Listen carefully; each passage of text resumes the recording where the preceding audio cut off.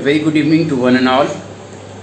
आप तमाम लोगों का खैर मकदम है, वेलकम है आज की इस प्रोग्राम में। आज का टॉपिक है कि जो कोविड-19 है, जो कोरोना वायरस है, उसका इम्पैक्ट जो है ख़ास तौर से इंडियन इकोनॉमी पे क्या रहा, उस पर हम लोग आज बात करेंगे।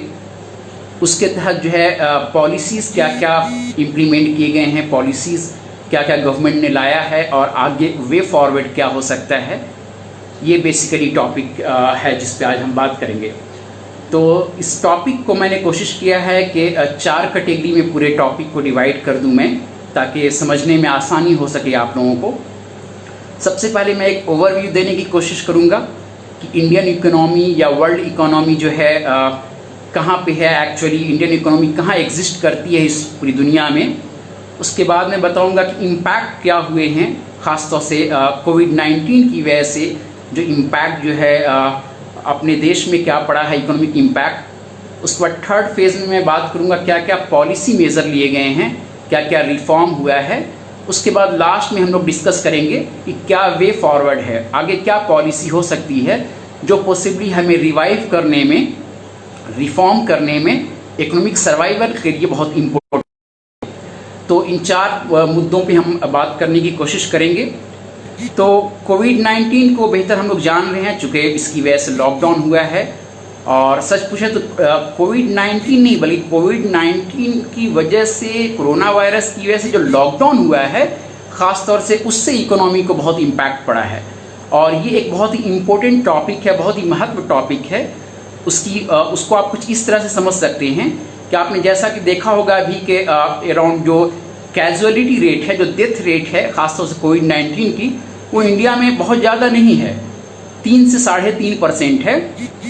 बट पिछले 2 हफ्ते में, इनफैक्ट लेस देन 2 हफ्ते में अगर आप देखने की कोशिश करेंगे तो जो माइग्रेंट लेबर हैं वो कम से कम 500 से 600 रास्ते में ही उन लोगों ने दम तोड़ दिया है।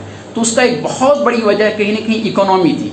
यानी कि मैं ये बताना चाह रहा हूँ कि इकोनॉमी एक बहुत ही वाइटल रोल प्ले करता है।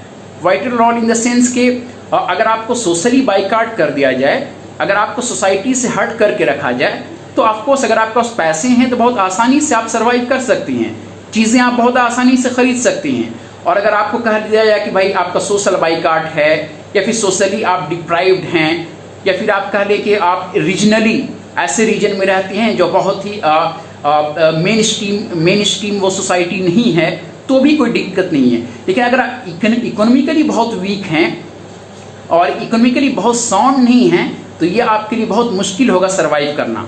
क्योंकि ये पूरी जो हम जो कहते हैं कि जो बेसिक नीड है इंसानों की, जो हम कहते हैं रोटी, कपड़ा और मकान, सबसे पहले रोटी की जो हम बात करते हैं, तो कहीं ना कहीं फुल्ली जो है आपका डिपेंड करता है, जो फूड की जो बात है वो इकोनॉमी पे डिपेंड करता है। अगर आप इकोनॉमिकली स्टेबल हैं तो आप सर्वाइव कर सकते हैं आसानी से सोशल बाइकाट में भी, और रीजनली डिप्राइव्ड लोकेशन में, यानी कि कोई ऐसा लोकेशन है जहाँ बहुत ज़्यादा फ्लोरिश नहीं है, बहुत ज़्यादा चांसेस नहीं, वैसे लोकेशन पे भी आप रह सकते हैं। बट अगर इकोनॉमिकली अगर आप स्लो डाउन हैं, बहुत वीक हैं, तो आपके लिए बहुत मुश्किल हो सकता है। इसलिए टॉपिक का ये इम्पोर्टेंस बहुत ही ख़ास है कि कोविड-19 की वजह से जो इकोनॉमिक इम्पैक्ट पड़ने जा रहा है, और चूँकि इकोनॉमिक इम्पैक्ट हमारा डे टू डे रिलेशन का है, इससे कोई भी बिल्कुल हमारे पॉकेट, हमारे वॉलेट तक पहुँच जाती है इकोनॉमिक इम्पैक्ट। और जिससे आप देख सकते हैं कि जिस तरह से लेबर जो है शहरों से गाँव की तरफ मूव कर रहे हैं, तो उस पर इसलिए जो है इकोनॉमी बहुत ख़ास है आज के वक्त में, जिस पे हम बात करेंगे।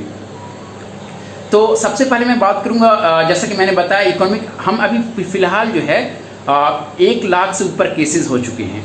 तो इससे मैं ये बताऊं कि इकोनॉमिक इम्पैक्ट क्या होगा, उससे पहले कहीं ना कहीं हमें ये समझना होगा कि क्या ये जो इकोनॉमिक इम्पैक्ट है, क्या ये जो कोविड-19 है, क्या इसका पीक है हमारे देश में, या और भी पीक जाने वाला। सी फॉर एग्जाम्पल आज टोटल 1 लाख से ऊपर केसेस हो चुके हैं, क्या ये इससे भी और ज़्यादा, डेली 4000 के आसपास केस रिपोर्ट किए जा रहे हैं ऑन एन एवरेज पिछले 4-5 दिनों से, तो क्या ये 4000 से और ज़्यादा बढ़ने वाला है, 8000, 9000, 10000 डेली के केसेस बढ़ने वाले हैं।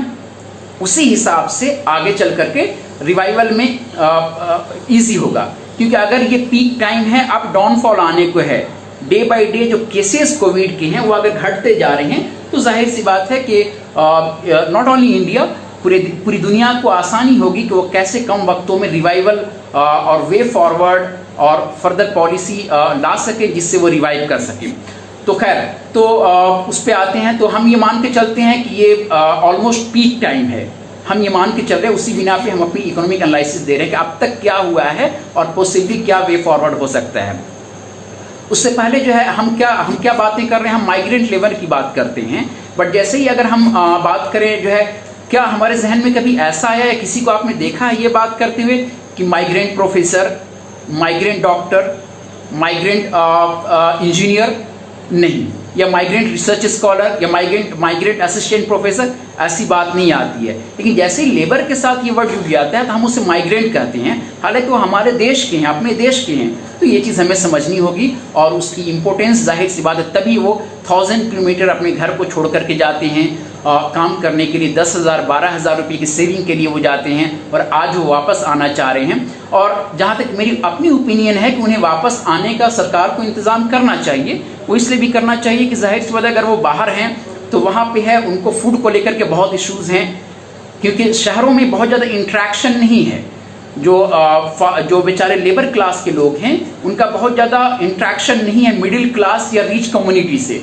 गांव में बहुत ज़्यादा इंट्रैक्शन है। गांव में हम जानते हैं कि कौन कौन लोग अपर इकोनॉमिकली रिच हैं, मिडिल क्लास हैं, लोअर मिडिल क्लास हैं, कौन लेबर टाइप के लोग हैं, किसको ज़रूरत पड़ सकती है, हम घर घर के केसेस को जानते हैं। बट शहरों में एक बहुत बड़ा गैप होता है लेबर क्लास और मिडिल क्लास के तौर पे। तो वहाँ उनका फ्लैट का खर्च बियर करना, या अगर कोई रूम लेकर के रहे तो रूम के रेंट का खर्च बियर करना, ऊपर से आप कह लीजिए कि उनका फूड का, चूँकि वहाँ उनका राशन कार्ड नहीं बना हुआ होता है, राशन कार्ड तो यहाँ उनके अपने नेटिव प्लेस में बना हुआ होता है। तो इन तमाम परिस्थितियों को देखते हुए ऊपर से एक स्ट्रेस है कि पता नहीं फैक्ट्री कब खुलेगी, काम कब शुरू होगा। तो ये एक बड़ा चैलेंज है। तो जो है उनकी जो बेसिक नीड है, उनकी सैलरी बंद हो गई है, फूड का राशन का इंतज़ाम नहीं हो रहा है, किसी के ऑनर चले गए हैं, किसी का सुपरवाइज़र सेलफोन स्विच ऑफ कर लिया या फिर हाथ खड़ा कर दिया है, फैक्ट्री बंद है, कब खुलेगा इसका पता नहीं है। घर को लेकर के काफ़ी ज़्यादा वो टेंशन में है, काफ़ी ज़्यादा वो सोच रहे हैं कि पता नहीं कैसे मैनेज होगा, कब तक ये लॉकडाउन चलेगा। तो उनको सरकार को इंतज़ाम करना चाहिए कि ऐसे हालात में उनको घर आने देना चाहिए। अब मैं अपने टॉपिक पे आ रहा हूँ। अब तक जो है लगभग 3% की कैजुअलिटी कोविड में रही है, जहाँ की अराउंड 500 to 600 लोग जो है जो माइग्रेंट वर्कर हैं वो रास्ते में ही अपनी जान गंवा बैठे हैं किसी न किसी वजह से, या तो भूख की वजह से, या पैदल चल रहे हैं, या रिक्शा से चल रहे हैं, ऑटो से चल रहे हैं, ट्रक से एक्सीडेंट हो गया।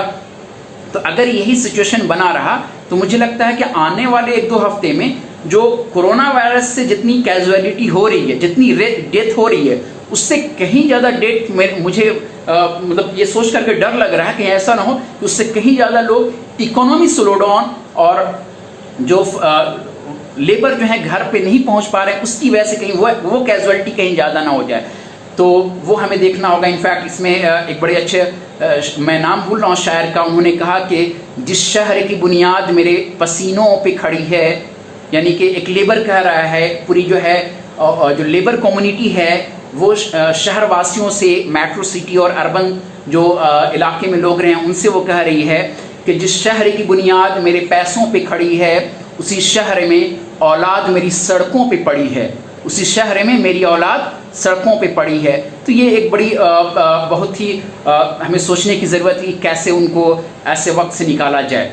Well, coming back to the point कि सबसे पहले जो हम इकोनॉमी की बात करें तो जैसा कि मैंने कहा कि पहले फेज में मैं इकोनॉमी के ओवरव्यू की बात करूंगा, जिससे आपको ये समझने में आसानी हो कि इंडियन इकोनॉमी एक्चुअली कहाँ पे स्टैंड करती है। आपने कई बार सुना होगा कि हमारे फाइनेंस मिनिस्टर, होम मिनिस्टर और हमारे माननीय प्राइम मिनिस्टर साहब भी कई बार बात कर चुके हैं कि हमें 5 ट्रिलियन इकोनॉमी बनाने की ज़रूरत है। तो बेहतर है कि आप समझें कि क्या है एक्चुअली जीडीपी। जो आप 5 ट्रिलियन की वो बात करते हैं तो एक्चुअली वो जीडीपी की बात कर रहे हैं। तो मैं एक बेसिक ओवरव्यू आप लोगों को दे देता हूं कि एक्चुअली अपना अभी करेंट पोजीशन क्या है इकोनॉमिक कंडीशन। उसके बाद फिर हम आएंगे इम्पैक्ट पे, पॉलिसी पे एंड देन वे फॉरवर्ड पे। 4 क्लासिफिकेशन मैंने दिए हैं अपने डिस्कशन के।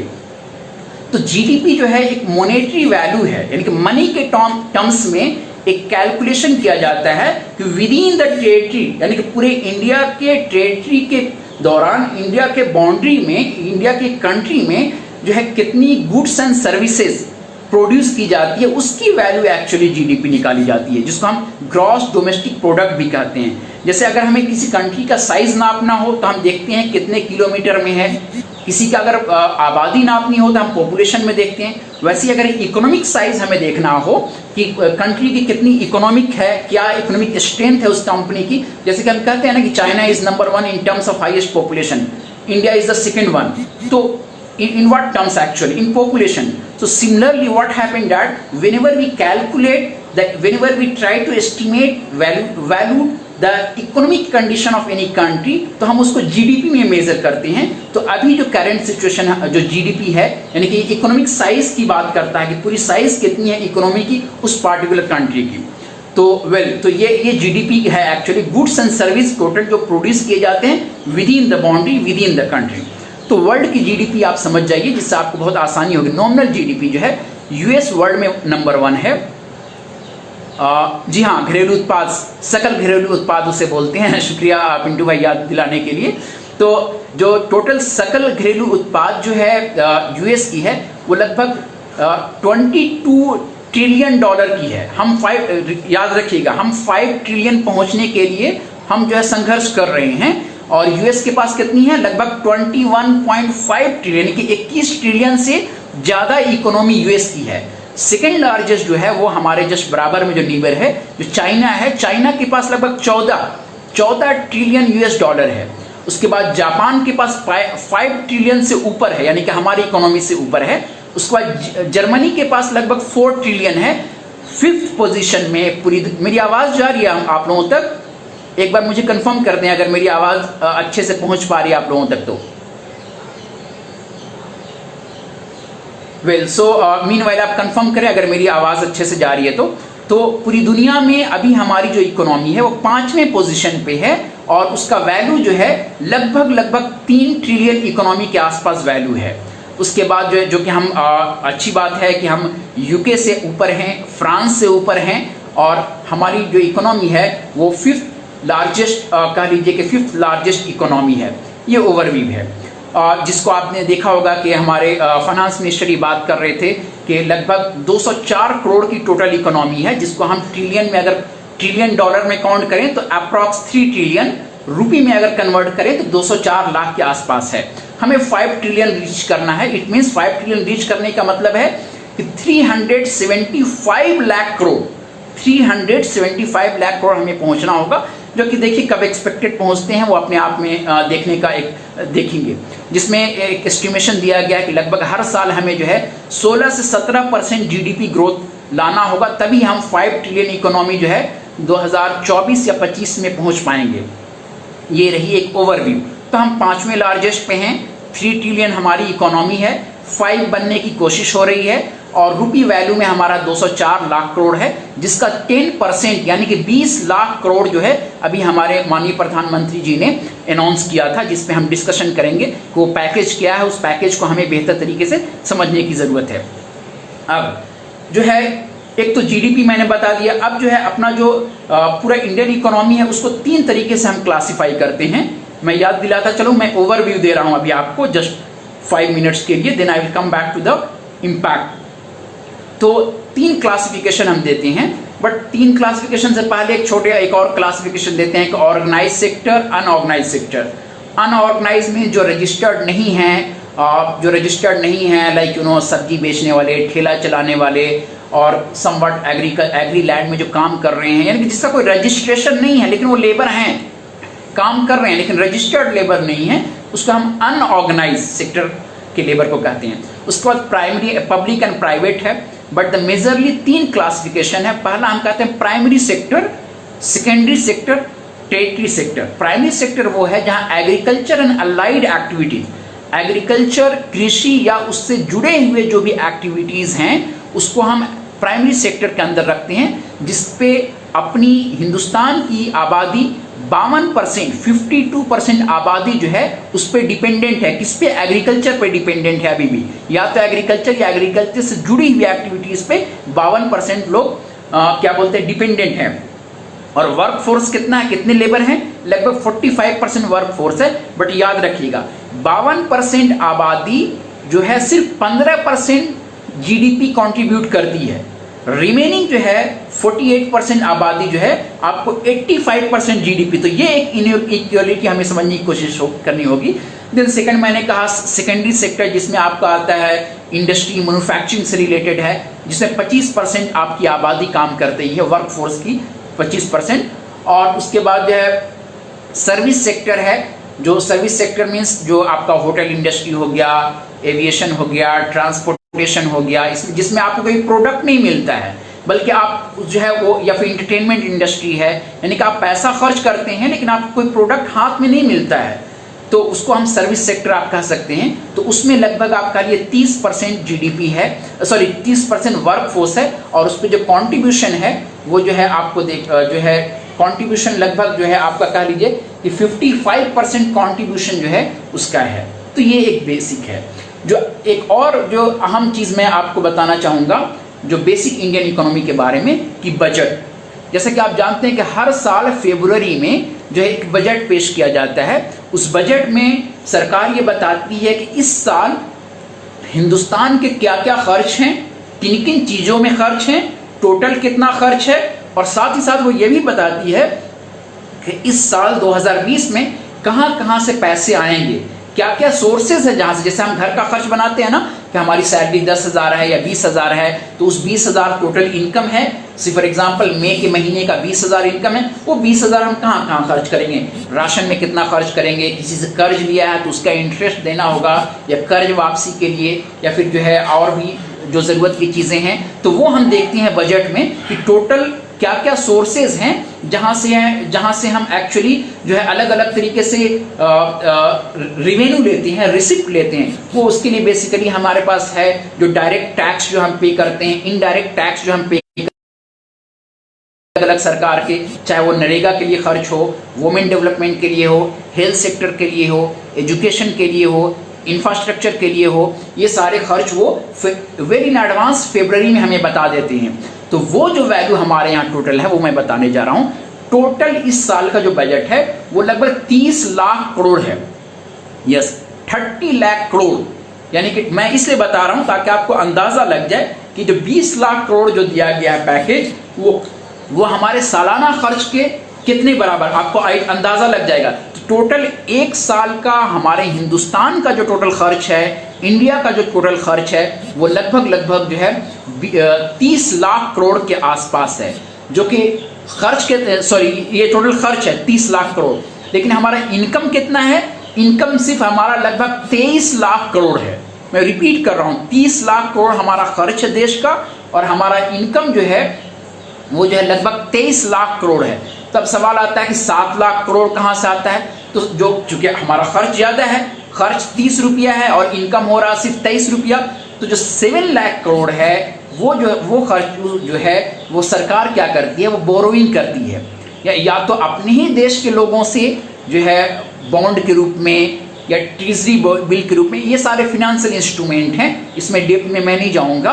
तो उसके ज़रिए जो है ये लोग जो है पैसा लेने की कोशिश करते हैं। जैसे वो कहते हैं आप 1,000 रुपये का एक बॉन्ड खरीदो, हम उस पर 10% आपको रिटर्न देंगे। तो हमसे ही सरकार पैसा ले रही है 1,000 रुपया एक बॉन्ड का, और उस पर हम 10% सरकार हमें दे रही है। तो ये एक जो है जो 7 लाख का जो गैप है इनकम और एक्सपेंडिचर में, वो हम उसको उसको हम फिजिकल डिफिसिट कहते हैं। Physical means money, deficit mean घट जाना। तो मनी जितना घट रहा है हमारे इनकम में, इनकम को मेंटेन करने के लिए, चूंकि खर्च तो हमारा 30 है, इनकम हमारा सिर्फ 23 है, तो 7 जो हम मेंटेन कर रहे हैं, 7 जो है बोरोइंग से हम करते हैं। उसी बोरोइंग को हम एक्चुअली जो है उसी बोरोइंग को हम कहते हैं कि ये जो हमारा जो फिजिकल डिफिसिट है, तो 7 लाख करोड़ का 7 lakh, you should not get confused, 7 lakh crore का we have trade deficit in our country. तो ये मैंने एक ओवरव्यू दिया जिससे आपको अंदाजा लग जाएगा कि 20 लाख जो है एक्चुअली कहाँ पे खर्च होता है।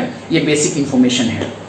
ओके, तो अब मैं सेकंड एस्पेक्ट पे जा रहा हूँ कि क्या इम्पैक्ट पड़ा। ये मैं जस्ट ओवरव्यू दे रहा था कि हमारी जीडीपी कहाँ पे है, बजट कितना है, और क्या किस किस सेक्टर में कौन कौन सा सेक्टर कितना जीडीपी में कंट्रीब्यूशन करती है और कितने लोग उसमें उस सेक्टर में काम करते हैं, मैं ये बता रहा था। अब तक ओवरव्यू आपको दे रहा था। वर्ल्ड की इकोनॉमी कहाँ है, पूरी दुनिया में हम कहाँ स्टैंड करते हैं in terms of economy. Population में तो हमें पता है सेकंड लार्जेस्ट, इकोनॉमी में जैसा कि मैंने बताया कि हम 5th लार्जेस्ट हैं। And in fact, I'm very sure that in coming decade, definitely we will be in a position to achieve the 5 trillion economy. But of course, it will depend much on कि COVID-19 का impact कितना पड़ता है। अगर ये बहुत ज़्यादा impact रहा, ये कंटिन्यू रहा और भी इससे ज़्यादा अगर केसेस बढ़ने लगे तो जाहिर सी बात है ज़्यादा वक्त लगेगा। तो ये ओवरव्यू हमने इंडियन इकोनॉमी का दिया, जिसमें 30 लाख का बजट होता है, 30 लाख खर्च है, 23 लाख हमारा इनकम है, 7 लाख हम बोरोइंग करते हैं। वो बोरोइंग जो है या तो अपने पब्लिक से ही सरकार कर लेती है, वो ट्रेजरी बिल या तो फिर बॉन्ड जैसा कि मैंने बताया, या तो बाहर से भी वो लोग ले सकते हैं, IMF से लोन ले सकते हैं, वर्ल्ड बैंक से ले सकते हैं। ये ओवरव्यू है। अब मैं सेकेंड पार्ट जो है इम्पैक्ट पे जा रहा हूँ कि कोविड-19 की वजह से आखिर क्या इम्पैक्ट पड़ा है इंडियन इकोनॉमी में, उस पर मैं बात करने जा रहा हूँ। उससे पहले मैं देख सकता हूँ कि हमारे बहुत ही अजीज टीचर आप कह सकते हैं, जिनको मैं अपना रोल मॉडल मानता हूं, विनोद आज़ाद सर जुड़ गए हैं और भी हमारे बहुत सारे भाई लोग जुड़े हुए हैं यहाँ पे। नसीम भाई हैं, पूनम वर्मा हैं, मैडम पूनम वर्मा हैं, उसके बाद न्याज भी हैं, शमीम भाई भी हैं, यहिया भी हैं और दीक्षा मिश्रा भी हैं। तो बीच बीच में आप मुझे रिमाइंड कराते रहें अगर आप तक आवाज़ नहीं जाएगी तो मैं बहुत शुक्रगुजार हूँ कि हमारे सर इस वक्त जुड़े हैं, विनोद सर, जिनके निगरानी मैंने जो है यूजी और पीजी की है और अभी भी हमारे वो रोल मॉडल हैं। तो अब जो है मैं सेकंड एस्पेक्ट पे आ रहा हूँ अपने, और बीच में आपके पास जो भी क्वेश्चन होगा बिल्कुल आप क्वेश्चन पोज कीजिएगा। मैं एट द एंड जो है सारे क्वेश्चन को टेकल करने की कोशिश करूँगा, ठीक है। लास्ट में मैं सारे क्वेश्चंस को लूँगा बिल्कुल। तो आप कहीं पे भी आपके जहन में कोई क्वेश्चन आए तो बिल्कुल भी आप कहीं न रुकें, हमें बिल्कुल बताएंगे, लिखें आप, ठीक है। Well, now coming to the second most important part, that is what are the impact of COVID-19 in India। तो इस पे जब बात करेंगे तो of course one thing is very sure कि हमारा इकोनॉमिक रिसेशन यानी इकोनॉमिक स्लो डाउन हुआ है। इनफैक्ट स्लो डाउन नहीं बल्कि अभी बहुत सारे वर्ल्ड में जो है कई जो है इकोनॉमिस्ट ये कैलकुलेट कर चुके हैं कि यूएस का और जो भी यूरोप के जो डेवलप नेशन हैं उनका जीडीपी माइनस में होने जा रहा है। इट मीन्स कि पिछले साल जितना उनका हुआ उससे भी कम उनका गुड्स एंड सर्विस का प्रोडक्शन होने जा रहा है। जैसा कि मैंने आपको बताया, GDP means goods and service का जो प्रोडक्शन होता है with in the territory, with in the country के अंदर जो होता है, तो वो माइनस में होने जा रहा है। बट अभी भी जो है अभी भी इंडिया का जो है अराउंड, जो मेरा एस्टिमेशन है और भी जो एस्टिमेट कर रहे हैं कि 1.5 अगर कंट्रोल हो जाता है कोविड तो 1.5 जीडीपी हमारा जरूर आएगा। हालांकि मैं ये भी आपको बताता चलूं कि ऐसा नहीं कोविड की वजह से तो बिल्कुल इम्पैक्ट पड़ा है, लेकिन कोविड से पहले भी 6 महीने पहले ही हमारा जो है इकोनॉमिक स्लो डाउन आ चुका था। आई रिपीट, कोविड से नो डाउट, कोविड से हमारा तो बहुत डीप इंप्रेशन, बहुत डीप ही जो है इकोनॉमी डाउन हुआ है। बट कोविड-19 से पहले, कोरोना वायरस से पहले ही 6 महीने जो है हमारा कहीं न कहीं इकोनॉमिक स्लो डाउन हुआ था।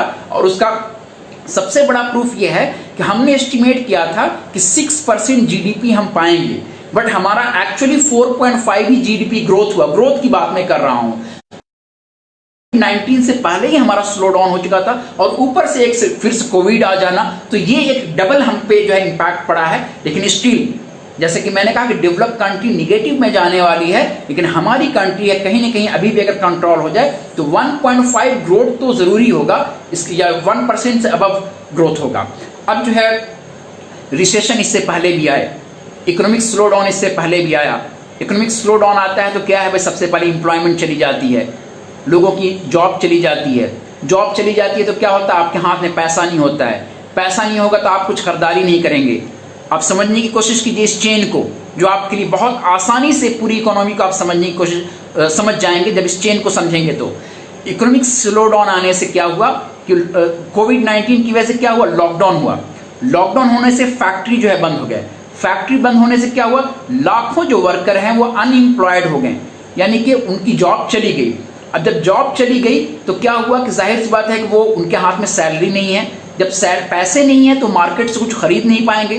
जब वो मार्केट से कुछ खरीद नहीं पाएंगे तो जो है मार्केट की डिमांड यानी किसी चीज की जो मांग है मार्केट में वो घट जाएगी। जब मांग घट जाएगी तो जो प्रोडक्शन जहां से हो रहा है, जहां से सप्लाई आ रहा है, वो कहीं ना कहीं घट जाएगा। सप्लाई घटने की वजह से अगेन क्या होगा, जहां प्रोडक्शन हो रहे थे, कुछ मैन्युफैक्चरिंग यूनिट में जो प्रोडक्शन हो रहे थे वो भी बंद हो जाएंगे, और वो भी यूनिट शटडाउन हो जाएगा। और वो शटडाउन होने के बाद क्या होगा, और भी ज्यादा लोग जो है अनएम्प्लॉयड होने लगेंगे। तो ये एक पूरा चेन है, ये एक पूरा चेन है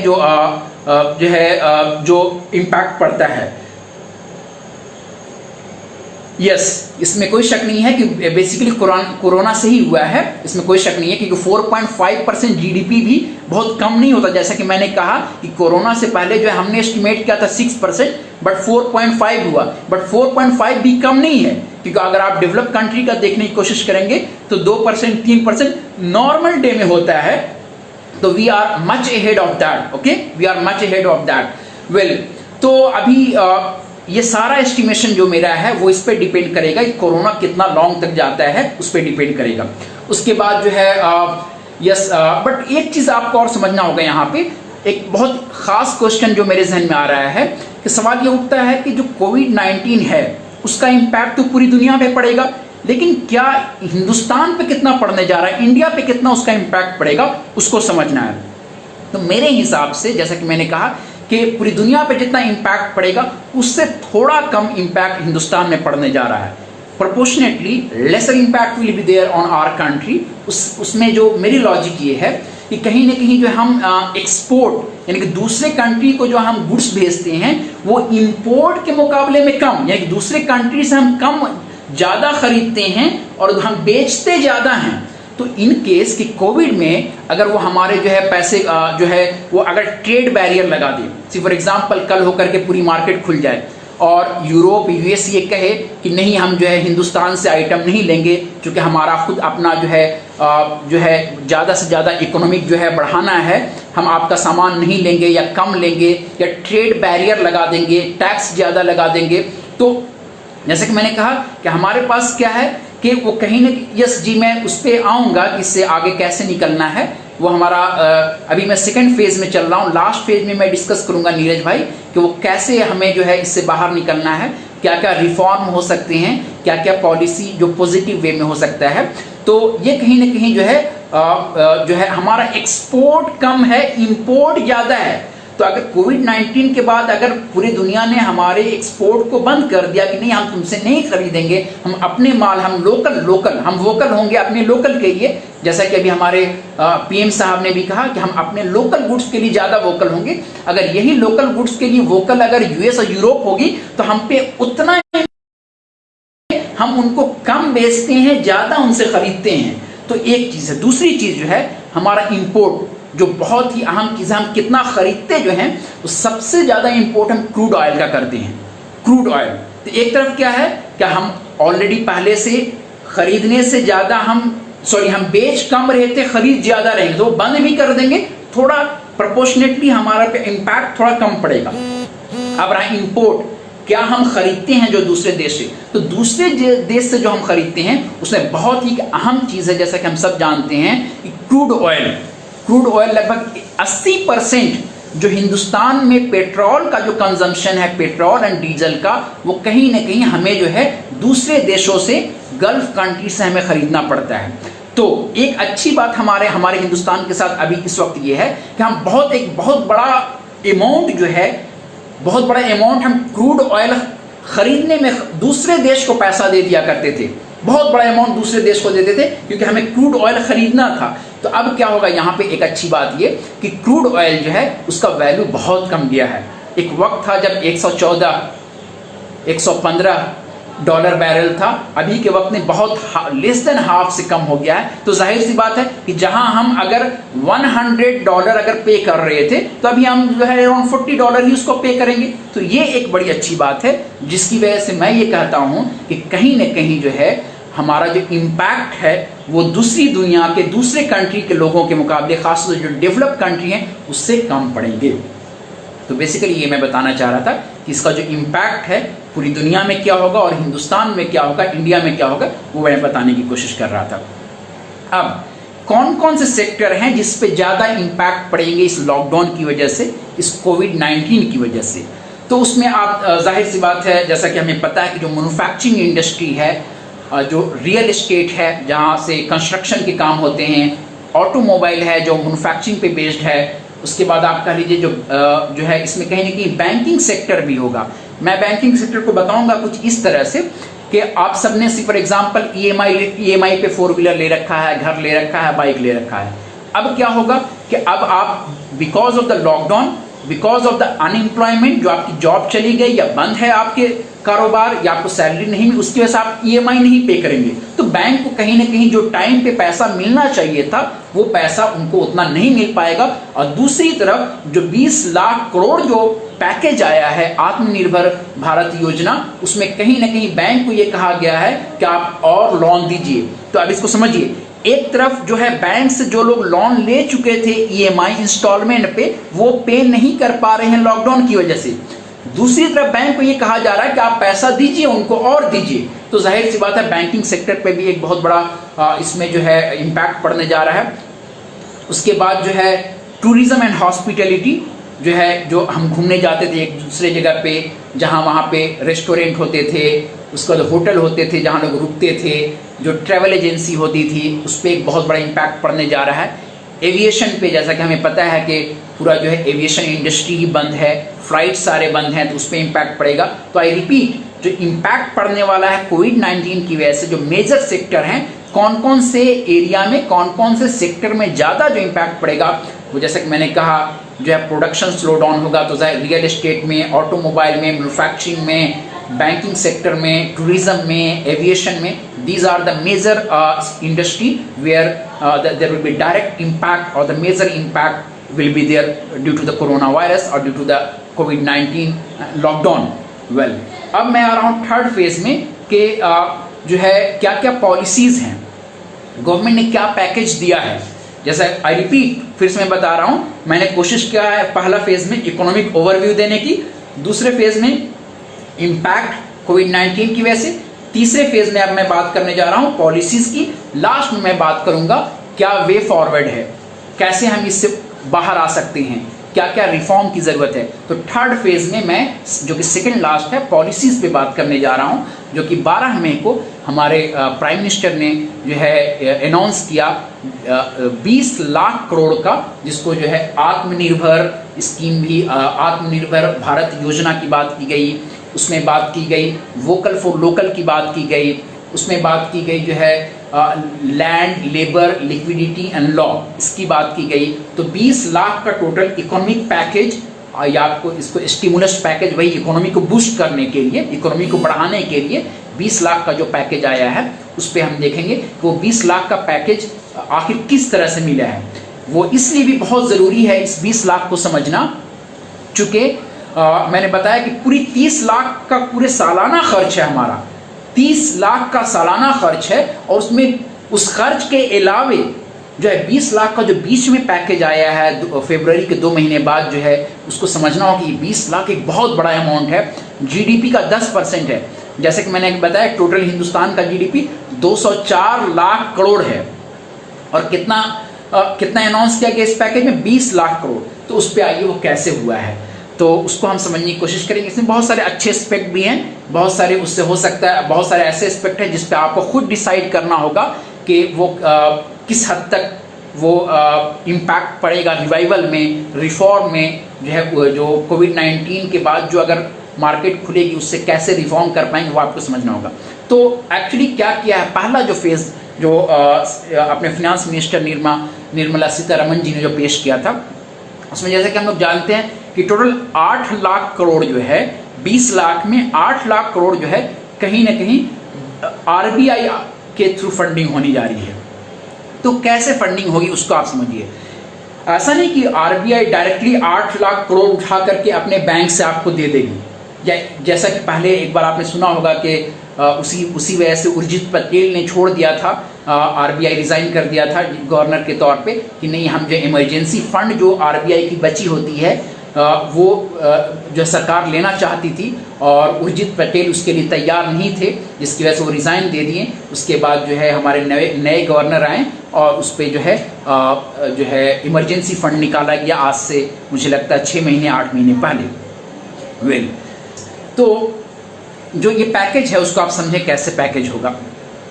जो है आरबीआई ने पैसे नहीं दिए हैं, सरकार ने ये कहा है आरबीआई को, या फिर आप ये कह लीजिए कि सरकार ने जो है एमएसएमई के लिए बैंक को ये कहा है कि आप उन्हें लोन प्रोवाइड करें। अब वो कैसे, वो क्या एमएसएमई यानी कि जो माइक्रो स्मॉल मीडियम एंटरप्राइज, यानी कि वैसा बिजनेस जो बहुत छोटा है और छोटा है या तो मीडियम साइज का, उसको कैसे फंड देना है, वो बैंक को कहा है कि आप उसको फंड प्रोवाइड कीजिए ताकि फैक्ट्री खुल सके, लेबर लोग सैलरी पा सके, इकोनॉमिक एक्टिविटी शुरू हो सके, प्रोडक्शन शुरू हो सके, तो वो उसमें आइए। तो क्या किया है एक्चुअली यहाँ पे जो है आरबीआई ने क्या किया है कि बैंक के साथ, चूंकि आरबीआई को देना है बैंक को, और बैंक देगी किसको, छोटे छोटे कंपनियों को। ओके, तो आरबीआई एक्चुअली पैसा नहीं देने जा रही है।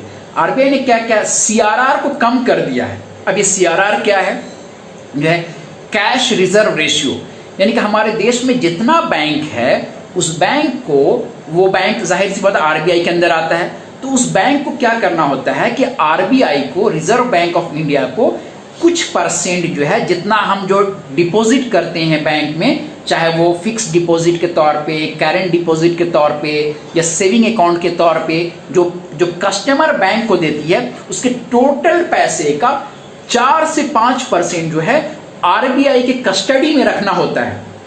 उसका मकसद ये होता है कि कल होकर के अगर बैंक डूबने लगे या कस्टमर को पैसा चाहिए और सरकार ये बैंक पैसा ना दे पाए, तो उसकी वजह से।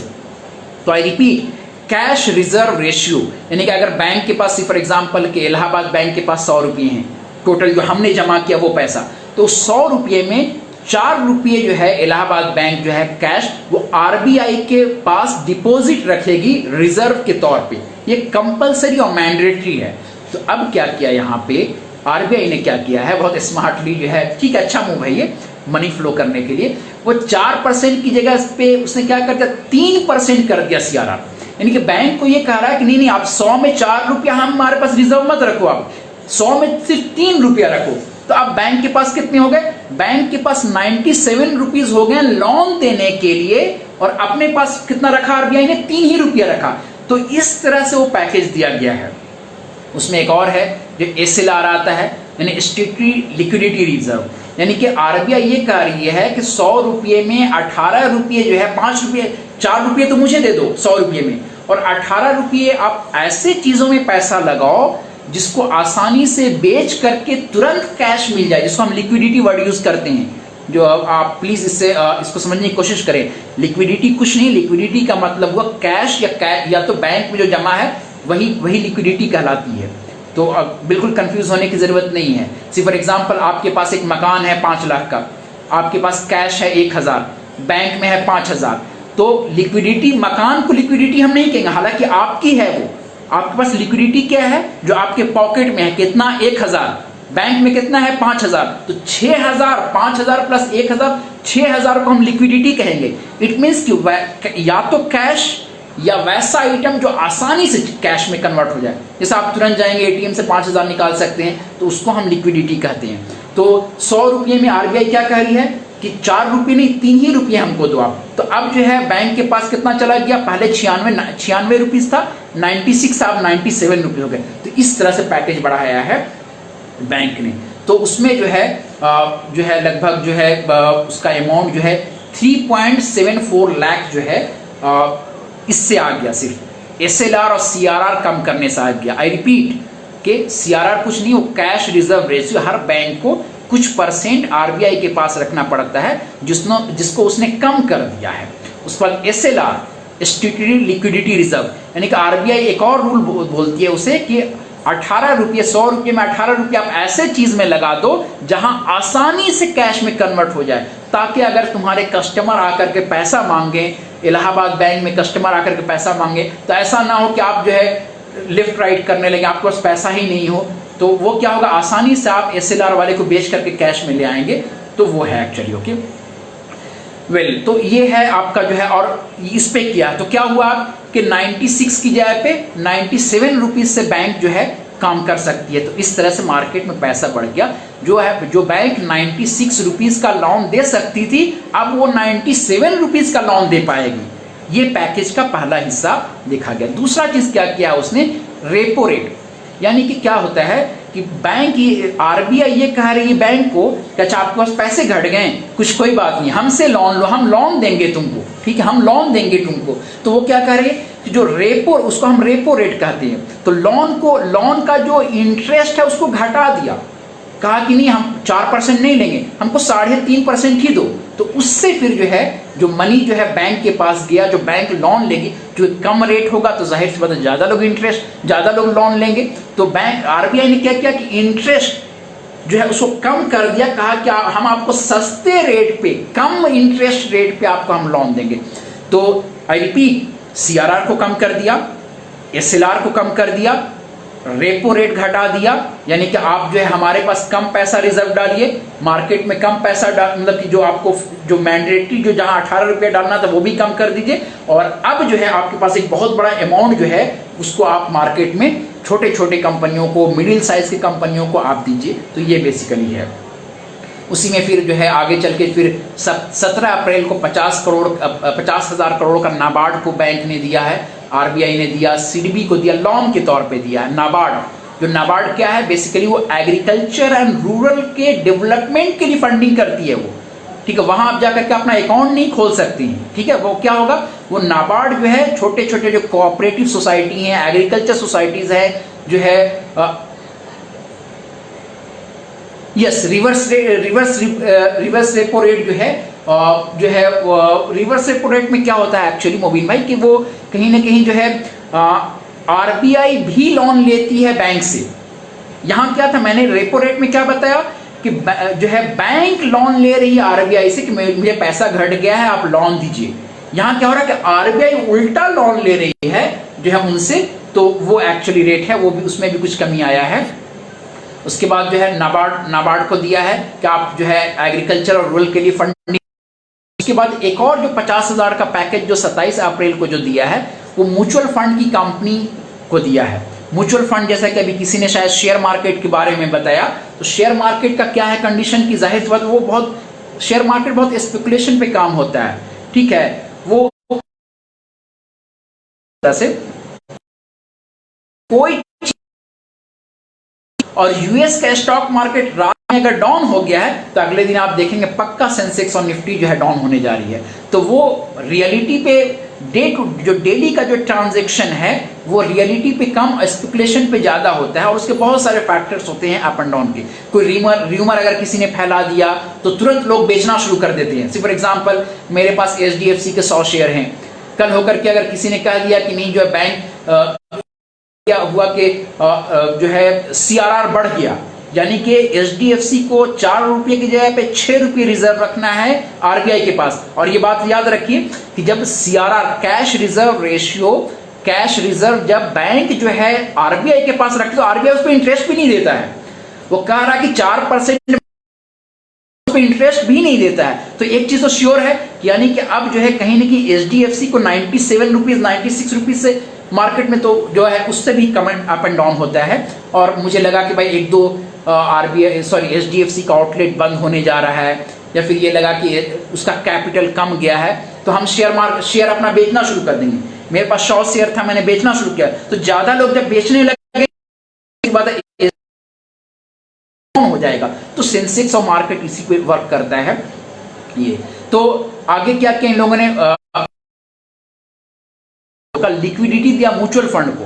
म्यूचुअल फंड क्या करती है, जो अगर फॉर एग्जांपल मैं चाहता हूं कि नहीं यार, मेरे पास इतनी ताकत नहीं है कि मैं जो है पैसा डायरेक्ट शेयर मार्केट में लगाऊं, मैं एक ऐसे कंपनी को देना चाहता हूं जो हमारा पैसा लेकर कई ढेर सारे कंपनियों में लगाए, ताकि हमारा लॉस कम हो, ताकि उसको हम कहते हैं डाइवर्सिफिकेशन ऑफ पोर्टफोलियो, यानी कि हमारे पास अगर 100 रुपया है तो मैं 100 रुपया एक ही जगह नहीं लगाऊंगा, मैं एक मीडिएटर है जिसको म्यूचुअल फंड कहते हैं, उसको हम 100 रुपया दे रहे हैं। अब ये उसकी रेस्पॉन्सिबिलिटी बनती है कि 100 रुपये को कितने जगह पे लगाए ताकि मेरा जो लॉस कम हो जाए। अगर sudden shock, see for example मेरे पास टोटल सेविंग जो है 10 लाख है, उस पूरे 10 लाख सेविंग को मैंने डाल दिया HDFC स्टॉक में, कल होकर के HDFC का स्टॉक मार्केट डाउन हो गया, अब क्या होगा, कहीं ना कहीं HDFC का अगर स्टॉक प्राइस डाउन हो गया तो मेरा तो 10 लाख गया, 10 लाख के जगह पे हमारा 5 लाख 6 लाख बचेगा, तो मेरी पूरी सेविंग जो है वो चली गई।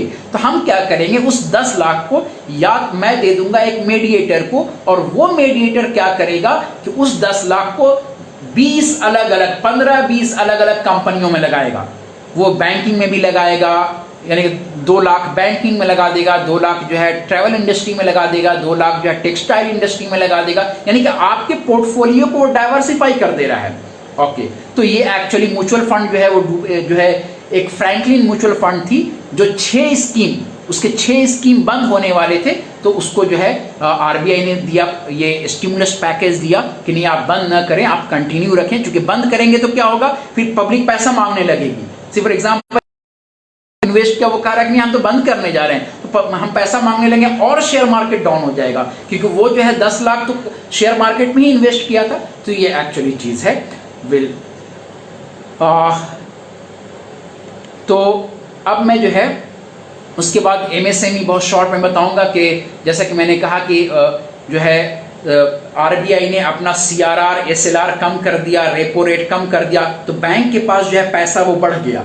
बैंक के पास जब पैसा बढ़ा तो सरकार क्या कह रही है कि आप जो है छोटे कंपनियों को, मिडिल कंपनियों को, लेकिन एक अच्छी बात, जो बहुत अच्छी बात इस बार ये है कि सरकार ये कह रही है कि बगैर कोई गारंटी, बगैर कोई मॉर्गेज लिए, बगैर कोई सिक्योरिटी लिए आप छोटे और मिडिल कंपनी को लोन दीजिए।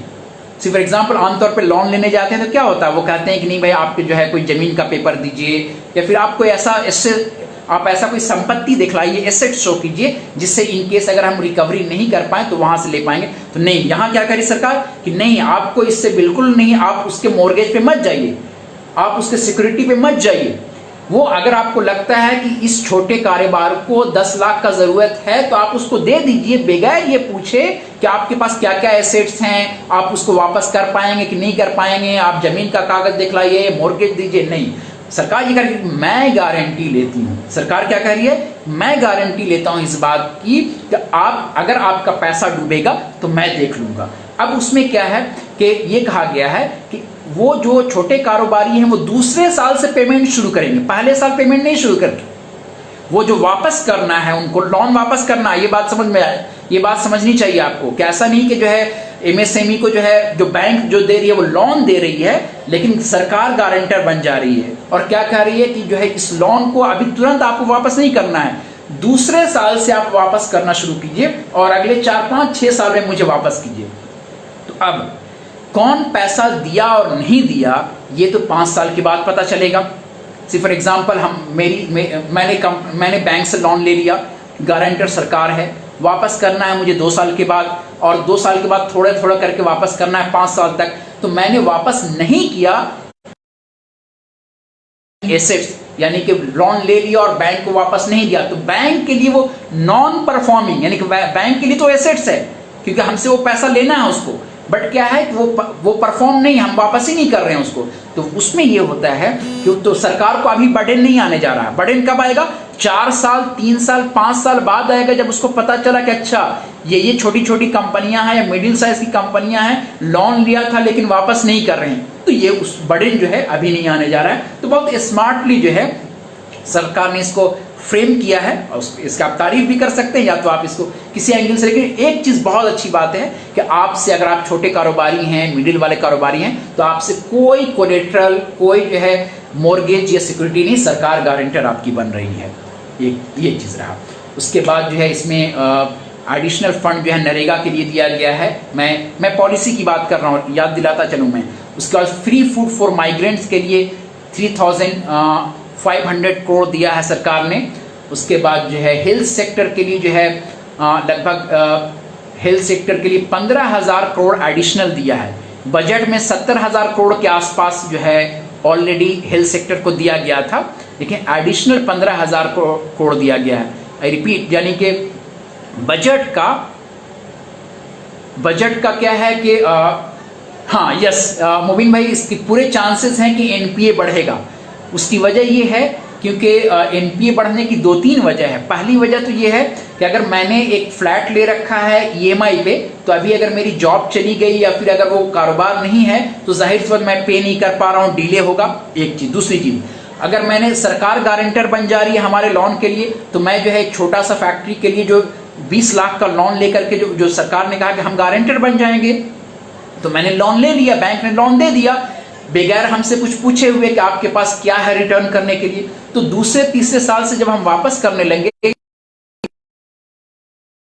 होंगे, क्योंकि आप जब सिक्योरिटी नहीं देखेंगे तो डिफॉल्टर होना लाजमी है, वो चांसेस है कि डिफॉल्टर होंगे, तो एनपीए बढ़ेगा। लेकिन अब ये सरकार पे ये बढ़े 3 साल 4 साल बाद आएगी, क्योंकि आपको रिटर्न तो तब करना है, तो अभी इस साल तो कुछ होने नहीं जा रहा है। आरबीआई ने सीआरआर कम कर दिया, बैंक के पास पैसे बढ़ गए, बैंक को कह दिया कि आप छोटे छोटे कंपनियों को, मिडिल साइज कंपनियों को लोन दे दो, अगर वो वापस नहीं कर पाते हैं तो हम देख लेंगे, हम गारंटर बनते हैं। जो ये कंडीशन जो यानी कि एनपीआई 4-5 साल बाद सच में काफी बढ़ने वाला है, ये हुआ।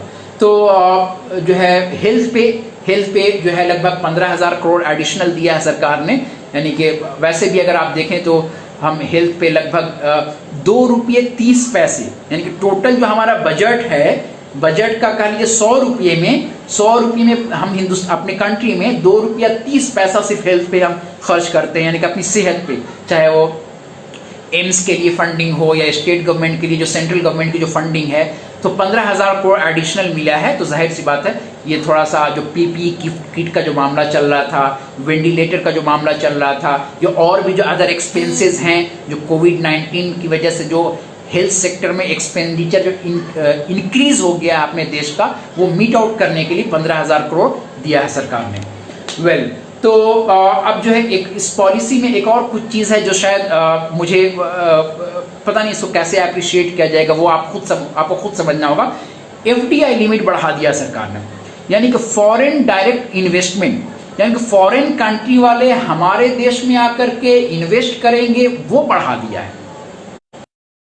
देख रहा हूं एक तरफ गवर्नमेंट क्या कर रही है, यानी कि आप लोकल को प्रेफरेंस दें, लोकल प्रोडक्ट को ज़्यादा कंजम्पशन करें, बहुत अच्छी बात है, जाहिर है उससे इकोनॉमी बढ़ेगी। लेकिन दूसरी तरफ आप एफडीआई को बढ़ा रहे हैं, फॉरेन डायरेक्ट इन्वेस्टमेंट को बढ़ा रहे हैं। इट मीन्स कि आप बाहरी को बुला रहे हैं कि आओ और हमारे यहाँ पैसा इन्वेस्ट करो, और ख़ास तौर से डिफेंस सेक्टर में, डिफेंस जहाँ आर्म्स बनते हैं, सारा जो भी आर्मी का जो सारा इक्विपमेंट है, आर्मी के जो भी आर्म्स एंड वेपन की ज़रूरत पड़ती है, उसमें जो कहीं ना कहीं जो है 49% पहले ही ओपन कर दिया गया था, अब 49 से 74%, यानी कि टोटल डिफेंस का जो मैन्युफैक्चरिंग होता है, चाहे वो गन हो, सारी चीज़ें जो होती है अलग अलग तरीके की चीज़ें, चाहे वो टैंक हो, वो सारी चीज़ें जो मैन्युफैक्चरिंग होती है, तो उसमें यानी कि 74% बाहर वाले आकर के पैसा इन्वेस्ट कर सकते हैं। ये पता नहीं, मुझे नहीं समझ में आया कि पता नहीं इसकी क्या ज़रूरत पड़ गई थी, खासतौर से डिफेंस में क्या ज़रूरत पड़ गई थी, क्योंकि डिफेंस कहीं ना कहीं एक सिक्योरिटी रीजन की पर्सपेक्टिव से मैं देख रहा हूँ। फिर एयरपोर्ट को प्राइवेटाइजेशन करने की बात की गई है। अभी आपको सोचना होगा कि प्राइवेटाइजेशन किस हद तक सही होगा और नहीं होगा। उसके बाद एक अच्छी चीज़ ये रही कि जो है ई विद्या प्रोग्राम स्टार्ट करने जा रही है सरकार, जो 1 से 12वीं क्लास तक के लिए टीवी चैनल पे होगा, तो ये शायद कोविड-19 में बच्चों के लिए एक बड़ा अच्छा राहत हो सकता है। उसके बाद जो है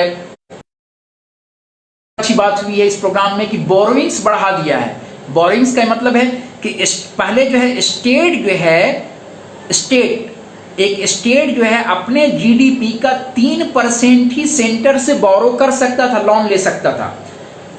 आई रिपीट, स्टेट का जितना सब अपने स्टेट का भी जीडीपी होता है, तो स्टेट जैसे फॉर एग्जांपल बिहार का जीडीपी जो भी रहा होगा, ओके, अगर मान के चलिए कि 10 लाख करोड़ है, तो 10 लाख करोड़ का 3% तक वो लोन ले सकते हैं। कहां से? सेंटर से, जो कि सेंटर ने इसको बढ़ा करके 5% कर दिया है कि नहीं, स्टेट को वो ये कह रही है कि नहीं, आप 5% तक हमसे लोन ले सकते हैं।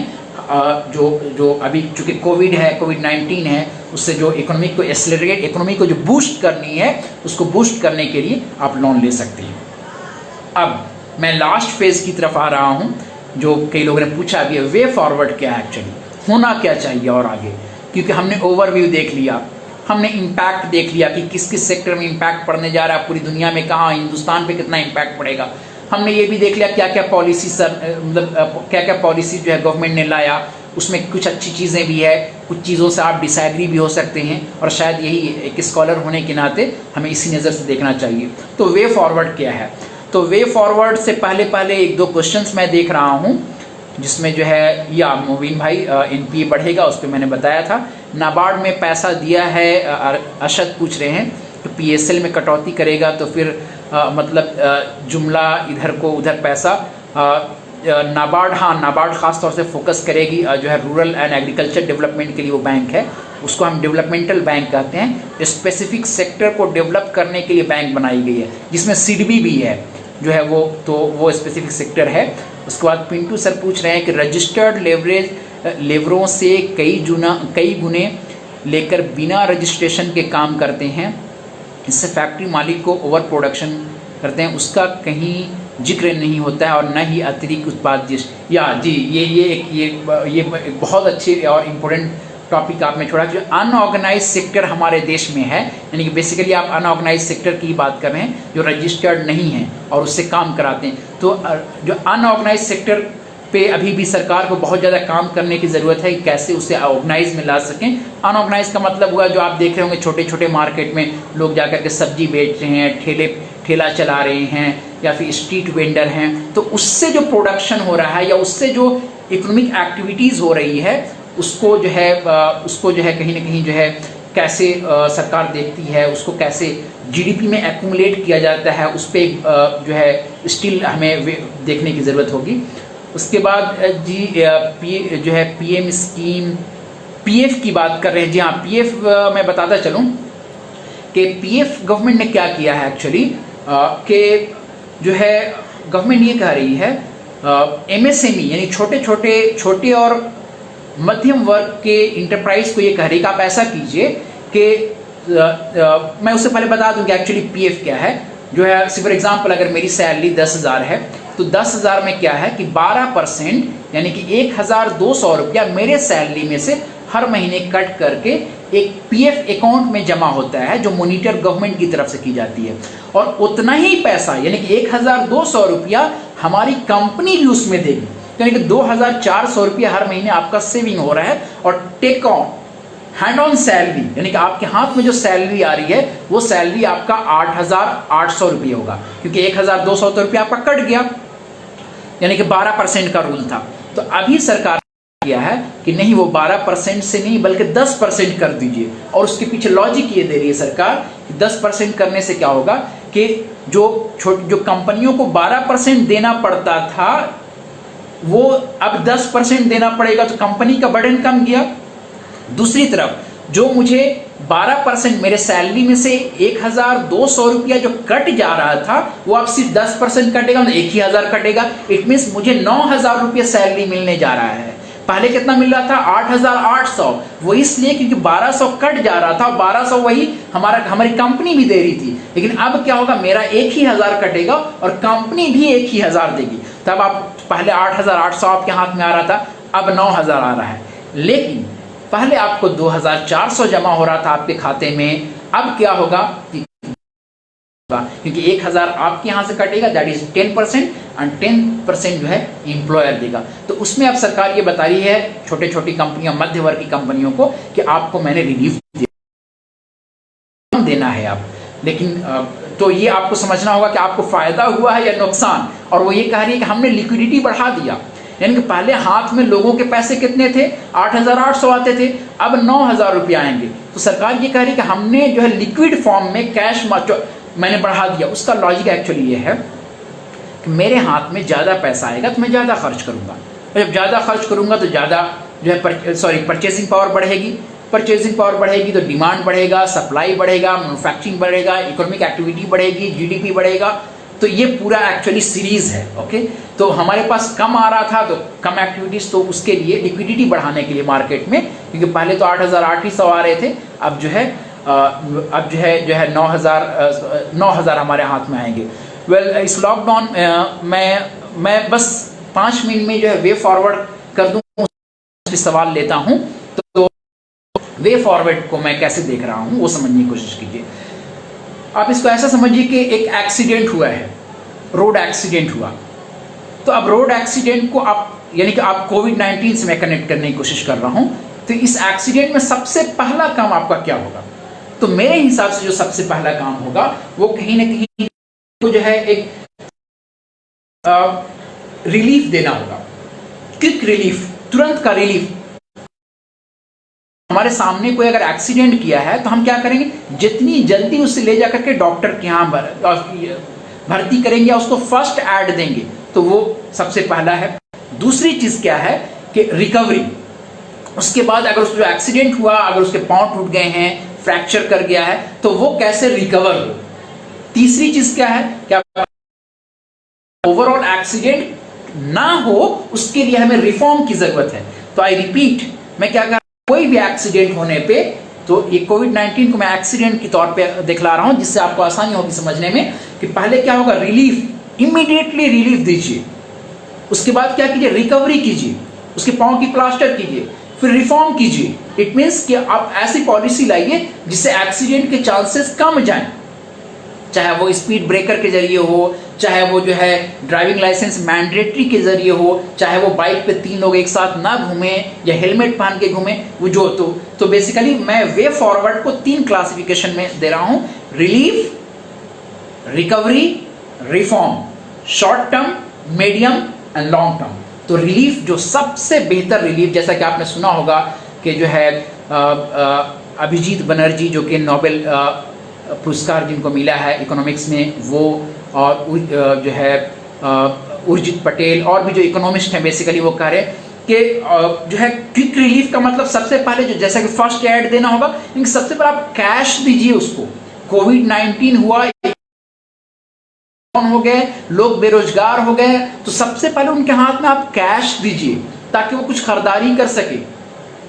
उसके पीछे एक और सबसे बड़ा रीजन है कि कैश क्यों दें। उसकी बड़ी जो रीजन है ये कि जो जिन्हें हम कैश देंगे वो तुरंत जाकर के खरीदारी करेगा, या फिर उसको ऐसे आप समझिए जिसको हम बोलते हैं कंजम्पशन। फॉर एग्जाम्पल कि अगर मेरी सैलरी या फिर कोई भी असिस्टेंट प्रोफेसर की सैलरी लगभग जो है 80,000 से 1 लाख के आसपास सैलरी है, तो 80,000 में हम क्या कर रहे हैं, 40,000 खर्च कर रहे हैं, 40,000 सेविंग कर रहे हैं।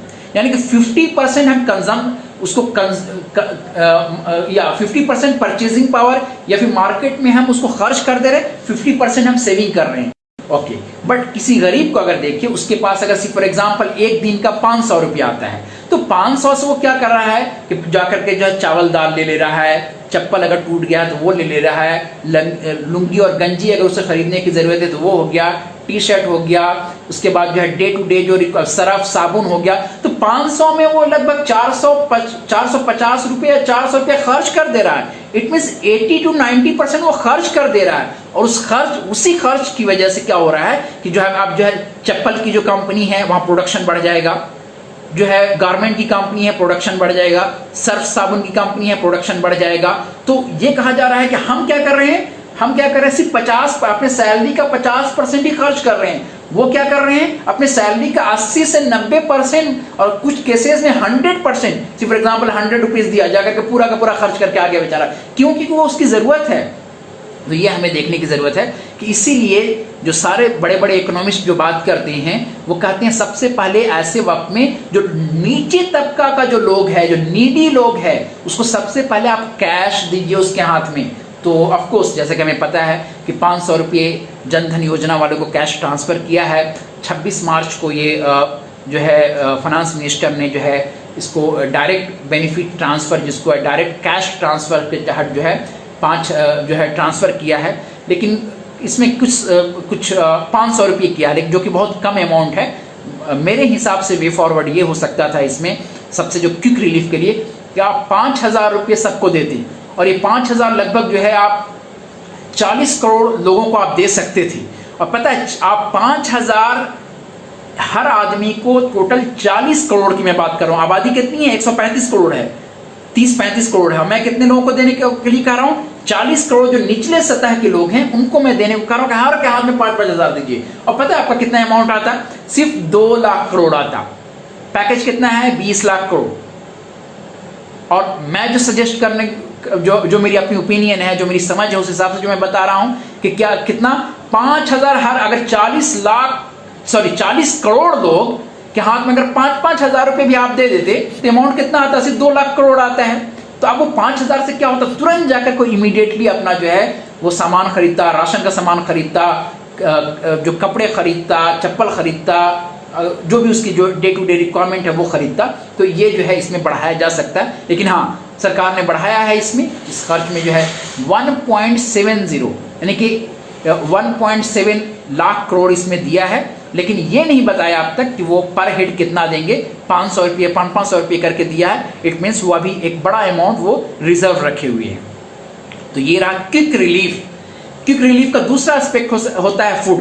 कैश के बाद फूड, आप फूड दीजिए। तो यस, गवर्नमेंट ने 3,500 करोड़ रुपए जो है वो फूड के रूप में बांटने के लिए जो है ये पॉलिसी दिया है। 20 लाख करोड़ में 3,500 रुपये। मैं रिपीट कर दूं, कैश दिया है 1,70 करोड़ दिया है। आउट ऑफ 20 करोड़ में 1,70 करोड़ फूड के लिए दिया है। 3,500 करोड़। और लेकिन ये 3,500 करोड़ कहा है कि उसी को मिलेगा जिसका NFSA यानी कि नेशनल फूड सिक्योरिटी एक्ट के तहत जिसका राशन कार्ड नहीं बना हुआ है, या उनके अपने स्टेट में उनका राशन कार्ड नहीं बढ़ा हुआ है, तो उन्हीं को मिलेगा। आई रिपीट, जिसका नेशनल फूड सिक्योरिटी वाले प्रोग्राम के तहत जिनका राशन कार्ड नहीं बना है, स्टेट गवर्नमेंट की तरफ से राशन कार्ड नहीं बना है, उन्हीं लोगों को ये सिर्फ मिलेगा। और कितना मिलेगा? 5 किलो पर पर्सन मिलेगा 2 महीने के लिए, 5-5 किलो। बट ये बहुत कम है।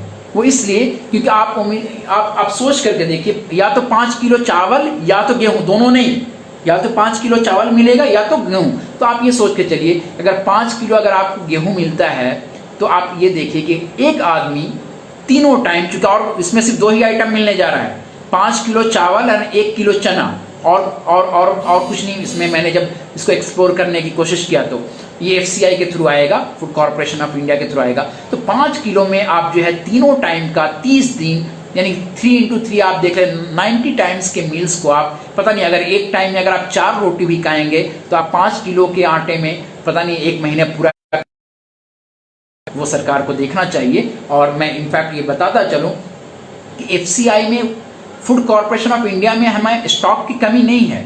तो वे फॉरवर्ड में मेरा जो दूसरा सजेशन है, कैश का मैंने कहा कि 5,000 देना चाहिए था, उससे सिर्फ 2 लाख करोड़ ही आता है 20 लाख करोड़ में। और जो दूसरा FCI जो फूड कॉर्पोरेशन इंडिया है, खुद उसके जो FCI के जो हेड हैं वो ये कह रहे हैं कि हमारे यहाँ 60 मिलियन टन अभी जो है फूड ग्रेन पड़े हुए हैं। कितना? 60 मिलियन टन। और वो ये भी कह रहे हैं कि अगले मार्च अप्रैल तक हम खिला सकते हैं बैठा करके, यानी कि इतना अब तक उनके पास सफिशिएंट फंड है। तो हो सकता है आने वाले वक्तों में जो है गवर्नमेंट और इसको डिस्ट्रीब्यूट करे, ठीक है। बट हमारे पास सफिशिएंट फूड है, इसमें कहीं से कोई ये नहीं हो सकता। गवर्नमेंट ने सोचा हो कि और पता नहीं कब तक लॉकडाउन चलेगा, अभी डिस्ट्रीब्यूट कर दें, आगे चल करके डिस्ट्रीब्यूट करेंगे, ये हो सकता है कि गवर्नमेंट ने इस पर सोचा होगा। लेकिन अभी जो करंट स्टेटस यही है कि 5 किलो चावल और 1 किलो चना उन्हीं को मिलेगा जिनका राशन कार्ड नहीं बना है स्टेट गवर्नमेंट के थ्रू या फूड सिक्योरिटी बिल के थ्रू। तो ये बहुत कम है, क्योंकि 1 महीने में 5 किलो एक आदमी तीनों time, I don't think so it's too viable that one can feed himself or herself in just 5 kg of rice and that to 30 days into 3 times। तो वो एक है। और बट स्टॉक अपने पास है 60 मिलियन टन की, मैंने बात कहा। फर्दर ये भी कहा है कि फर्दर प्रोक्यूरमेंट होंगे, यानी कि और जो है अभी वीट का जो सीजन है वो लेंगे।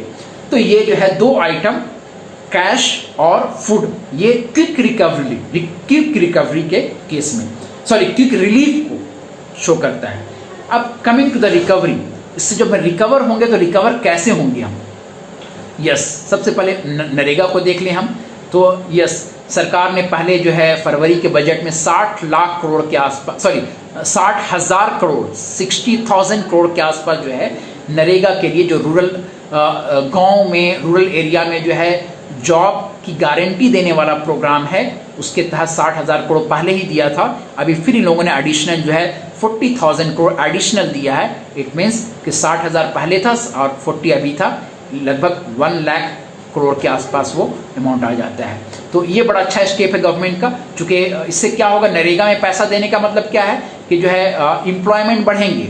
जो गांव में जो पूरी जो माइग्रेशन हो रही है इस वक्त, जो शहर और मेट्रोपॉलिटन और सिटीज़ को जो माइग्रेंट लेबर जो छोड़ करके गांव में आ रहे हैं, तो गांव में क्या करेंगे, वो उनका है उनके पास करने के लिए क्या, तो और भूखमरी बढ़ेगी। तो इसकी वजह से नरेगा जो गांव में गारंटी देती है जॉब की, जो है वो उसमें एम्प्लॉयड हो जाएंगे, तो कहीं ना कहीं जो है वो लोग नरेगा के तहत उनको जॉब मिलेगा, और जॉब मिलेगा तो जाहिर सी बात है पैसा मिलेगा। तो 40,000 करोड़ एडिशनल दिया गया है, जिसको ये एक अच्छा कदम है गवर्नमेंट की तरफ से।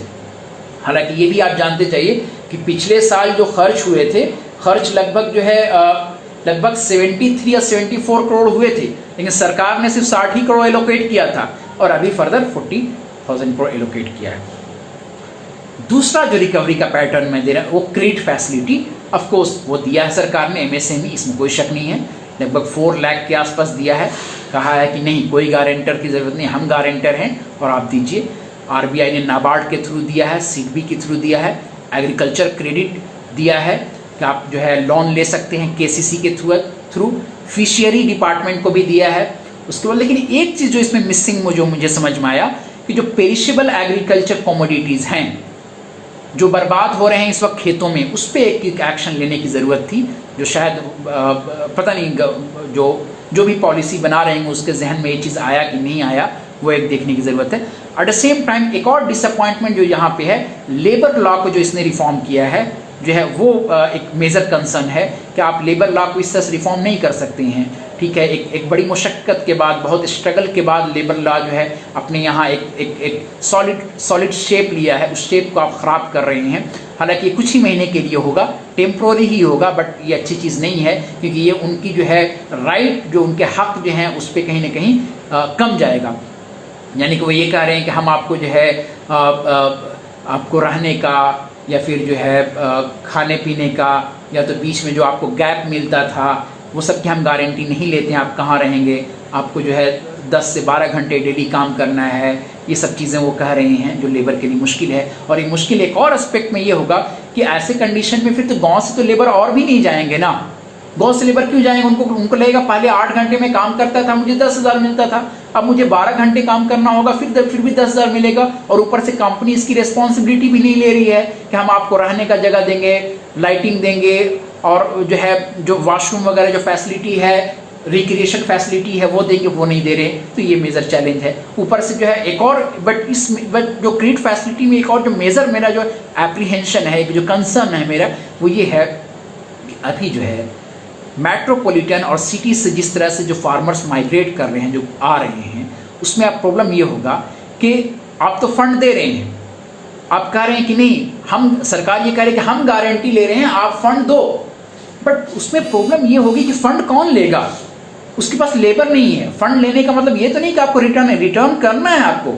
आप अगर लोन ले रहे हैं, गारंटर सरकार जरूर बन रही है, लेकिन आपको वापस करना है इंटरेस्ट के साथ। तो जब तक कि लेबर गांव से जो गांव को मूव कर गए हैं, जब तक कि वो हमारे पास नहीं आएंगे, हमारी फैक्ट्री शुरू नहीं होगी, हम क्यों 10 लाख का लोन लेंगे?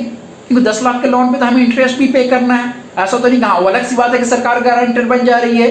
तो ये एक कंसर्न होगा कि सच में कितना जो है लोन के लिए अप्लाई करेंगे, क्योंकि जब तक कि लेबर वापस नहीं होगा, फैक्ट्री स्टार्ट नहीं हो, कोई क्यों लोन लेगा, क्योंकि उसमें इंटरेस्ट भी पे करना है। तो ये एक देखने की ज़रूरत है कि कैसे लोग लेबर को अट्रैक्ट करके वापस बुलाएंगे, क्योंकि जो लोग पैदल चल करके आ रहे हैं, जो लोग साइकिल से आ रहे हैं, जिन्होंने अपनों को खोया है रास्ते में, जो बिस्किट खा खा करके 1000 किलोमीटर दूर से आए हैं, जाहिर सी बात है वो इतनी जल्दी तो इसको नहीं भूलेंगे। अगले 6 महीने 8 महीने तक वो इतनी आसानी से तो वापस नहीं जाएंगे गाँव से। तो ये हमें सोचने की ज़रूरत है कि ये कैसे आप उसको अट्रैक्ट करते हैं, कैसे आप, क्योंकि अभी ज़रूरत है कि उन्हें वापस जाने दें, ताकि ट्रस्ट जो है हम सरकार के बीच में और लेबर के बीच में और फैक्ट्री एक ट्रस्ट बना रहे कि नहीं, हम पे कोई आपदा आएगी तो सरकार हमें इसके लिए मदद करने को तैयार है, हमें घर भेजने को तैयार है। अगर आप नहीं भेजेंगे तो एक मेजर प्रॉब्लम हो सकता है कि जब फैक्ट्री आपकी खुलेगी, आप खोलना चाहेंगे, लॉकडाउन ख़त्म होगा तो फिर भी वो वापस नहीं आएंगे, क्योंकि उन्होंने जो कुछ झेला है, अपनों को खोया है, वो उसके लिए बहुत मुश्किल हो जाएगा कि क्विकली वो वापस जाएंगे। तो ये जो है रिकवरी का जो है एम्प्लॉयमेंट से रिलेटेड मैंने बात किया नरेगा को लेकर के। उसके बाद रिकवरी के अंदर मैंने क्रेडिट फैसिलिटी की बात किया कि ज़्यादा से ज़्यादा। तो अब जो जिसको तो इसमें जो लास्ट एस्पेक्ट जो है रिफॉर्म, क्या क्या रिफॉर्म की ज़रूरत है। तो पहला रिफॉर्म जो है बहुत अच्छा स्टेप जो हुआ है, वो सेंट्रल गवर्नमेंट ने स्टेट को कहा है कि आपका जो अपना जीडीपी है उसका हम 3 से 5% बढ़ा देंगे। उसके बाद बट टूरिज़्म इंडस्ट्री पे कोई बात नहीं हुई है। एफडीआई को बढ़ा दिया है, लेकिन एक तरफ कहते हैं कि लोकल को लिए वोकल होइए, वो मुझे नहीं समझ में आया कि वो कैसे। दूसरी तरफ जो है लोग ये बात कर रहे हैं कि चाइना से जो एमएनसीज हट रही है तो वो अपने यहाँ शिफ्ट करें। मुझे लगता है कि थोड़ी सी मुश्किल होगा, क्योंकि वो चाइना से जो एमएनसीज हट रही है उसके लिए आपको फेवरेबल कंडीशन देना होगा। वो एक एक्चुअली यूएस और चाइना का जो ट्रेड वार चल रहा है वो इसका हिस्सा है। इसकी वजह से जो है चाइना से जो है कुछ एमएनसीज हट रही है, बट वो शिफ्ट कहाँ कर रही है? मलेशिया जा रही है, वियतनाम जा रही है, बांग्लादेश जा रही है, ताइवान जा रही है, आपके यहाँ नहीं आ रही है। आपको अट्रैक्ट करना होगा उन एमएनसीज को कि आइए हमारे यहाँ। उसके लिए बेहतर ये होगा, मेरी तरफ से सजेशन है कि स्टेट गवर्नमेंट को कहें कि आप अपने अपने तरीके से पॉलिसी बना के अट्रैक्ट कीजिए। हम सिर्फ एक मॉडरेटर रहेंगे। फॉरेन कंपनी जो एमएनसीज है और आपका जो स्टेट है उसके बीच में हम एक मॉडरेटर रहेंगे। आप अपना अपना लाइए प्रोग्राम, कैसा लाते हैं, कैसा आप अट्रैक्ट करते हैं चाइनीज कंपनीज को, या फिर जो कंपनी बाहर की कंपनी जो चाइना में थी और वहां से जो अपना बंद कर रही है, तो वो अगर आपको अट्रैक्ट करके अपने स्टेट में लाना चाहते तो आप पॉलिसी फ्रेम कीजिए। हम सिर्फ मॉडरेटर रहेंगे, बीच में फैसिलिटेटर रहेंगे। तो ये अगर ऐसा होता तो ज़्यादा बेहतर होता। और जो अगला पॉलिसी एक और जो है रिफॉर्म, वो जो है सारे जो इन लोगों ने इनवाइट किया है, तो उसमें एक मेरा मेजर एप्रीहेंशन है कि पता नहीं, जो अभी आप देख सकते हैं कि टेलीकॉम इंडस्ट्री में क्या हुआ। एक वक्त था यूनिनॉर, डोकोमो, आइडिया, एयरसेल। आज क्या बचा है अपने पास? कितने ऑप्शन थे उस वक्त, आज क्या बचा है आपके पास? बीएसएनएल सरकारी है, उसके अलावा आपके पास क्या बचा है? जियो एंड एयरटेल, और ज़्यादा हुआ तो वोडाफोन। यानी कि वो और क्या हालत है आज की। इवन कि आपको जो है जो कंपनियां आपको लाइफ टाइम के लिए जो है लाइफ टाइम देती थी ना, कि आपने इतना का पैकेज कीजिए, लाइफ टाइम आपका सिम चालू रहेगा, वो सब बंद होने जा रहे हैं। तो अब सिर्फ 3-4 मार्केट में कंपनी बची है और बहुत आसानी से मैनिपुलेट कर पा रही है। तो मुझे डर लग रहा है कहीं ऐसा फिर ना हो जाए और सारे इंडस्ट्री में प्राइवेट प्लेयर को इन्वाइट करना, पता नहीं, हो सकता है इस पर गाइडलाइन आएगा इन डेप्थ। ये एक जनरल स्टेटमेंट है, बट इस पर गाइडलाइन ज़रूर आएगा कि कैसे उसको जो है सारे प्राइवेट में कैसे जो है तो अनदर सजेशन जो मेरी तरफ से एक और है, जो शायद जो ये जो माइग्रेशन है इसको रोक दे, वो है अर्बन एम्प्लॉयमेंट गारंटी स्कीम होना चाहिए। जैसे कि हम लोग जानते हैं नरेगा क्या है? रूरल एम्प्लॉयमेंट गारंटी है। रूरल एरिया में, rural and semi rural area में एक एम्प्लॉयमेंट गारंटी है। सिमिलर पैकेज सरकार को स्टार्ट करना होगा, अर्बन एम्प्लॉयमेंट गारंटी। तो मेट्रोपॉलिटन में जो लोग जो अनएम्प्लॉयड हैं, और या तो फिर जो अर्बन एरिया में जो अनएम्प्लॉयड हैं, सिटीज़ में जो अनएम्प्लॉयड में हैं, उनको बहुत ज़रूरी है कि आपको अश्योर देना, अच्छा आप अनएम्प्लॉयड हो गए, कोई बात नहीं, here is the scheme, unemployment guarantee scheme like MNREGA in the rural area. Similarly we have that kind of guarantee scheme in the urban area. वो अगर हो जाता तो शायद ये बहुत आसानी होती सरकार के लिए कि वापस लेबर को लाना और उनके लिए एक स्टेबल बना पाना, स्टेबिलिटी क्रिएट करना, वो बहुत आसानी हो जाता। नाउ द सेकेंड लास्ट जो रिफॉर्म है वो एग्रीकल्चर में होना बहुत ज़रूरी है। और उसमें यस, एग्रीकल्चर में बहुत सारे केसीसी के लिए फंडिंग दी गई है, किसान क्रेडिट कार्ड के लिए फंडिंग दी गई है, एग्रीकल्चर इंफ्रास्ट्रक्चर के लिए सरकार ने दिया है फंडिंग, यानी कि लोन लेने के लिए एक्चुअली फंडिंग दिया। बट जो चीज़ मिसिंग है एग्रीकल्चर पे, जो मैं चाहता था कि होना चाहिए था, वो एमएसपी, मिनिमम सपोर्ट प्राइस की जो बात हो रही है, यानी कि आप जो मिनिमम सपोर्ट प्राइस, आप देखते होंगे ना कि टमाटर का वक्त है, टमाटर 5 रुपये किलो बिक रहा है मार्केट में, हालांकि उसकी कॉस्ट पर डे है 7 रुपीज़ पर केजी।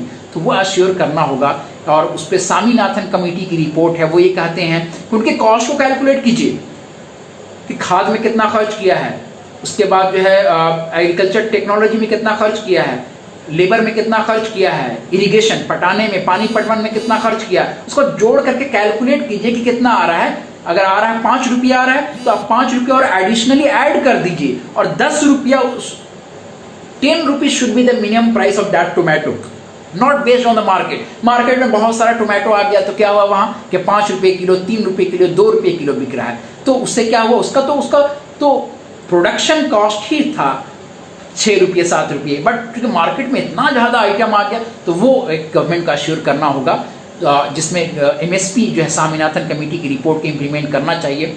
फिर जो है डबलिंग इनकम की बात हो रही है, पता नहीं कब होगा, ये देखना होगा। स्टोरेज फैसिलिटी उसकी एक बहुत बड़ी वजह है। अगर स्टोरेज, कोल्ड स्टोरेज फैसिलिटी अगर गवर्नमेंट अगर हर जगह बना दे, जैसा कि हमें पता है कि हर डिस्ट्रिक्ट में डिस्ट्रिक्ट एग्रीकल्चर ऑफिसर है, तो डिस्ट्रिक्ट एग्रीकल्चर ऑफिसर के थ्रू अगर जो है कोल्ड स्टोरेज फैसिलिटी की अगर जगह बन जाए तो शायद ये आसानी होगा कि प्राइस ड्रॉप को कंट्रोल करने में आसानी होगा। यानी ग्रीन रेवोल्यूशन के बाद कोई मेजर चेंजेस हम नहीं देख पा रहे हैं, तो वो एक्चुअली ये सब रिवाइवल की ज़रूरत है। एक और चीज़ जो इसमें मैं ऐड करता हूँ कि ऑर्गेनिक एग्रीकल्चर, ऑर्गेनिक फार्मिंग को बढ़ावा देने की बहुत ज़्यादा ज़रूरत है। चूँकि कहीं ना कहीं अगर आप वर्ल्ड मार्केट देखने की कोशिश करें तो ऑर्गेनिक फूड की डिमांड बढ़ रहे हैं। जितने वेल डेवलप्ड कंट्री हैं वो ऑर्गेनिक फूड को ज़्यादा प्रीफर कर रहे हैं, तो अगर ऑर्गेनिक फूड की तरफ हमारा अगर ध्यान जाता तो ये एक ज़्यादा बेहतर होता है। हालांकि इस पर एक रिसर्च की ज़रूरत है, क्योंकि बहुत सारे ऐसे कुछ रिसर्च ऐसे हैं जिसमें वो कहते हैं can organic feed the world, यानी कि वो ये कह रहे हैं क्या ऑर्गेनिक फार्मिंग से, फूड से पूरी दुनिया की जो फूड की कंजम्पशन है, जो खाद का जो कंजम्पशन है, फूड की जो कंजम्पशन है, वो हम क्या फुलफिल कर पाएंगे या नहीं, वो देखने की ज़रूरत है। तो ये अभी स्टिल ए डिबेट है, can organic feed the world. But एक अच्छी बात यह है कि मैं ये नहीं कह रहा हूँ कि पूरे जितने एग्रीकल्चर हैं सबके सब ऑर्गेनिक हो जाएं, मैं ये नहीं कर रहा हूँ, but gradually we can convert. Like Sikkim हम जानते हैं, Sikkim is the first state in our country which has adopted fully organic farming method, no chemical, urea, phosphorus, जो भी हम डिफरेंट तरह से एग्रीकल्चर केमिकल इस्तेमाल करते हैं वो सारे को उसने बंद कर दिया वहाँ पे। उसका एक और बड़ा एग्जाम्पल, मतलब बहुत ट्विस्ट वाली बात मैं बताता चलूँ कि ग्रीन रेवोल्यूशन कहाँ से स्टार्ट हुआ था, हरित क्रांति जिसको हम बोलते हैं, पंजाब एंड हरियाणा।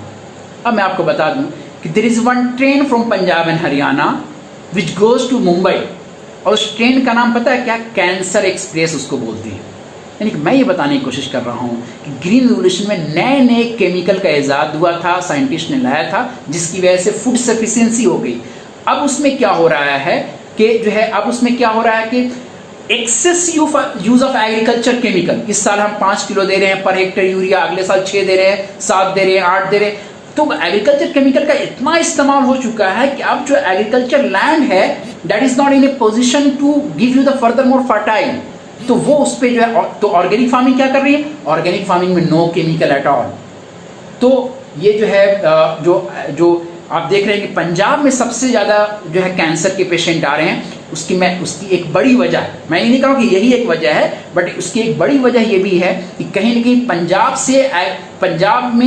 से ही ग्रीन रेवोल्यूशन शुरू हुआ, और ग्रीन रेवोल्यूशन में नए नए डिफरेंट टाइप से एग्रीकल्चर केमिकल का इस्तेमाल शुरू हुआ, और उसकी वजह से आप देख लें कि सबसे ज़्यादा पेशेंट जो हैं पंजाब से है, और वहाँ से एक ट्रेन जाती है जो कैंसर एक्सप्रेस करता है। प्रपोर्शनेटली अगर पॉपुलेशन के हिसाब से देखें तो सबसे ज़्यादा युवराज सिंह का केस आया था, और भी अगर आप देखने की कोशिश करें तो प्रपोर्शनेटली जो कैंसर पेशेंट दूसरे स्टेट में है उससे कहीं ज़्यादा कैंसर पेशेंट जो हैं आपके पंजाब में हैं। तो वो उसकी एक वजह जो है, और भी बहुत सारी वजह हो सकती है, लेकिन एक वजह जो है excess use of chemical in agriculture.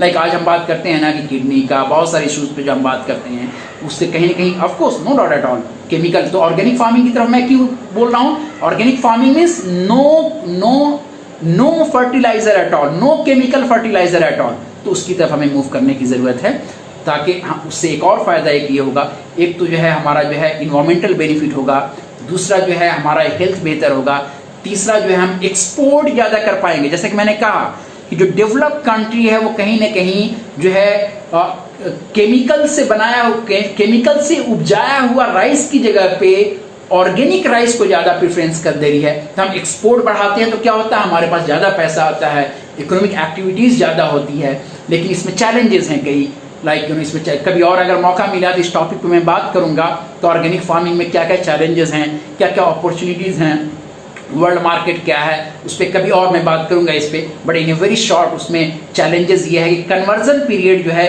यानी कि आप केमिकल से ऑर्गेनिक, केमिकल से फार्मिंग कर रहे हैं, ऑर्गेनिक में आना चाहते हैं, तो कन्वर्जन पीरियड 3 साल लगता है। 3 साल के बाद ही आपका वो जो है, 3 साल तक आप कोई केमिकल इस्तेमाल नहीं करेंगे, तभी आपका ऑर्गेनिक फूड होगा। और वो रजिस्ट्रेशन कराना पड़ता है, अलग अलग जो है रजिस्ट्रेशन की कंपनियां वो आकर के टेस्ट करेगी कि इसमें कोई केमिकल तो नहीं न डाला गया पिछले 3 साल से, तब वो हो सकता है। और उसमें फिर आपको सर्टिफिकेशन का कॉस्ट है, जो कि फार्मर्स उतना बियर नहीं कर पाते हैं। ये सारे इश्यूज़ हैं, कोल्ड स्टोरेज के इशू हैं, मार्केटिंग फैसिलिटी की स्टोरेज हैं, कोई फार्मर्स डायरेक्टली तो अब एक्सपोर्ट कर नहीं पाएगा, तो गवर्नमेंट को एक चेन देना होगा, तो ये सारे इशूज़ हैं। Well, so coming back to the end of this reform का जो मैंने पैकेज जो मैंने बताया कि बोरिंग स्टेट है, टूरिज्म है, प्राइवेटेशन है, अर्बन एम्प्लॉयमेंट गारंटी की स्कीम मैंने बात की, एग्रीकल्चर में जो है एमएसपी मिनिमम सपोर्ट प्राइस की मैंने बात की, ग्रीन रेवोल्यूशन की बात की, ऑर्गेनिक एग्रीकल्चर की बात की।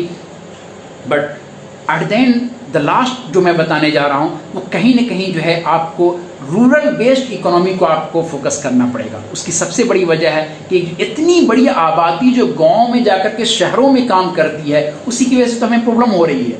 लॉकडाउन में आप देख सकते हैं कि लाखों की तादाद में लोग जो है सड़क पे हैं, अलग अलग स्टेट अलग अलग तरीके से उन्हें रोक रही है, पीट भी रही है, कोई भूखे आ रहे हैं, बिस्किट खा कर के आ रहे हैं, कुछ लोग अपने जो है कई लोग उसमें जो है एक्सीडेंट के और अलग अलग तरीके से जो है कैजुअलिटी जो हो रही है, तो वो हमें देखना। तो रूरल बेस्ड फोकस करना होगा। आई रिपीट, 53% पॉपुलेशन जो आबादी है वो इकोनॉमिक में सिर्फ 13% कॉन्ट्रीब्यूशन दे रही है, यानी कि आधे से ज्यादा आबादी सिर्फ 13% इकोनॉमिक एक्टिविटीज में कंट्रीब्यूशन है। रिमेनिंग जो आबादी है वो जो है अराउंड आपका जो है 83-87% जो है आबादी, तो वो हमें जो है समझने की जरूरत है कि कहीं ना कहीं अपने इकोनॉमी को रूरल बेस्ड फोकस करना होगा। आई नो कि ये स्लो होगा, इतना आसान नहीं है, बट ये सस्टेनेबल होगा। Rural led growth strategy is the only option for the revival, but I know it will be very slow, इतना अचानक से नहीं हो जाएगा, बट ये सस्टेनेबल होगा, लंबे वक्त तक ये चलेगा। अगर एक बार अगर रूरल बेस्ड इकोनॉमी हो गया तो ये जो माइग्रेशन हो रहा है वो इतना ज़्यादा माइग्रेशन नहीं होगा। तो दीज आर द थिंग्स, तो रिफॉर्म में these are the things which we need to consider. तो बेसिकली मैंने जो है वे फॉरवर्ड को 3 क्लासिफिकेशन की आपसे मैं समराइज कर रहा हूँ अपने डिस्कशन को, फिर मैं देखता हूँ कि अगर कुछ इंपॉर्टेंट क्वेश्चंस होंगे जो मैंने कवर नहीं किया, उस क्वेश्चंस को मैं लेने की कोशिश करूँगा। तो मैंने अपने वे फॉरवर्ड आगे क्या करना चाहिए गवर्नमेंट को, जो कुछ किया है गवर्नमेंट ने, कुछ और करना चाहिए, उसको मैंने 3 तरीके से डिवाइड करने की कोशिश किया। Relief, recovery, reform. जैसा कि मैंने कहा एक्सीडेंट हुआ तो सबसे पहले आप उसे फर्स्ट ऐड दीजिए, उसके बाद उसके अगर एक्सीडेंट में अगर फ्रैक्चर हुआ है तो आप जाकर के उसका जो है हॉस्पिटल ले जाइए, उसका जो है जो भी बैंडेज वगैरह कराना है जो भी वो कराइए। उसके बाद फिर आप रिफॉर्म लाइए कि क्या किया जाए जिससे कम एक्सीडेंट हो। Same thing, COVID-19 has came, now it is the right time to think that what are the major which we have to take to revive the economy. So first as a discuss relief, quick relief देने के लिए मैंने कहा उनके हाथ में cash दीजिए ताकि परचेजिंग पावर बढ़ेगा, आपका प्रोडक्शन बढ़ेगा तो इकोनॉमिक एक्टिविटीज़ बढ़ेगी, ये कंप्लीट साइकिल है, एम्प्लॉयमेंट बढ़ेगा। तो वो आपको दूसरा जो है फूड, जो कि फूड सरकार ने दिया है, लेकिन अभी भी FCI में काफ़ी ज़्यादा स्टॉक्स हैं। रिकवरी की मैंने बात की जिसमें एम्प्लॉयमेंट जो है रिकवरी की बात की जिसमें आपको जॉब गारंटी देनी होगी, उसके लिए नरेगा है हमारे पास, लेकिन इसके लिए जो है नरेगा में एडिशनली गवर्नमेंट ने दिया है, MSME को दिया है। उसके बाद रिफॉर्म में मैंने बात किया कि गवर्नमेंट ने बढ़ाया है जो है बोरोइंग रेट बढ़ाया है, और FDI को एक तरफ FDI भी बढ़ाया है, दूसरी तरफ कह रहे हैं कि वोकल फॉर लोकल, ये पता नहीं, मुझे नहीं समझ में आया। उसके बाद जो है आपको जो चाइना से कुछ कंपनियां MNCs जो है वहाँ से हट रही हैं, चूँकि US चाइना का जो ट्रेड वार चल रहा है 2 साल से, तो उसको आपको कैसे अट्रैक्ट करना है उस पर आपको सोचना होगा। अर्बन एम्प्लॉयमेंट स्कीम की मैंने बात की। तो these are the things which I have discuss to reform. तो मैं बस एंड करूँगा इस शेयर के साथ। हमारे दोस्त ने एक भेजा है, RJ आमिर हमसन ने जैसे ये टॉपिक देखा तो मुझे भेजा और कहा कि ये 2 शायर को आप पढ़ सकते हैं, बहुत अच्छे से, वो बहुत रिलेवेंट होगा जिसमें वो ये कहते हैं, पहले शेर में वो कहते हैं कि ढूंढोगे तो हर मोड़ पे मिल जाएगी लाशें, ढूंढोगे तो हर मोड़ पे मिल जाएगी लाशें, ढूंढोगे तो शहर में कातिल न मिलेगा। यानी कि अभी जो कंडीशन जिस तरह से माइग्रेंट लेबर फेस कर रहे हैं, मर रहे हैं, उसके रिस्पॉन्सिबल कौन है? अगर सोचें तो क्या कोई रिस्पॉन्सिबल, कोई तो रिस्पॉन्सिबल होंगे ना, ऐसे तो नहीं है कि ऐसे ही उनको छोड़ दिया जाए। और लास्ट में वो फिर कहते हैं कि सो जाते हैं फुटपाथ पे अखबार बिछाकर, ये शायद मुनव्वर राना का है, हमारा नहीं है, बिल्कुल आप इसमें मिसलीड ना हो। सो जाते हैं, हम लोग एक्चुअली पहले इसको कहा करते थे कि सो जाते हैं लैब में अखबार बिछाकर, स्कॉलर कभी नींद की गोली नहीं खाते। ये एक्चुअली हम उन दिनों कहा करते थे जब पीएचडी में हम लोग जो स्ट्रगल कर रहे होते थे कि सो जाते हैं लैब में अखबार बिछाकर, स्कॉलर कभी नींद की गोली नहीं खाते। जिस तरह से लैब में हम लोग 24/7 वहीं सो जाया करते थे रात में लैब में, तो ये था। लेकिन एक्चुअली ये जो एक्चुअली ये जो सेंटेंस है वो है सो जाते हैं फुटपाथ पे अखबार बिछाकर, मज़दूर कभी नींद की गोली नहीं खाते। इसी के साथ मैं इसको एंड कर रहा हूँ। Thank you so much for watching me, thanks a lot. Even though if you have any question, you can text me on personally also. I will try to respond positively.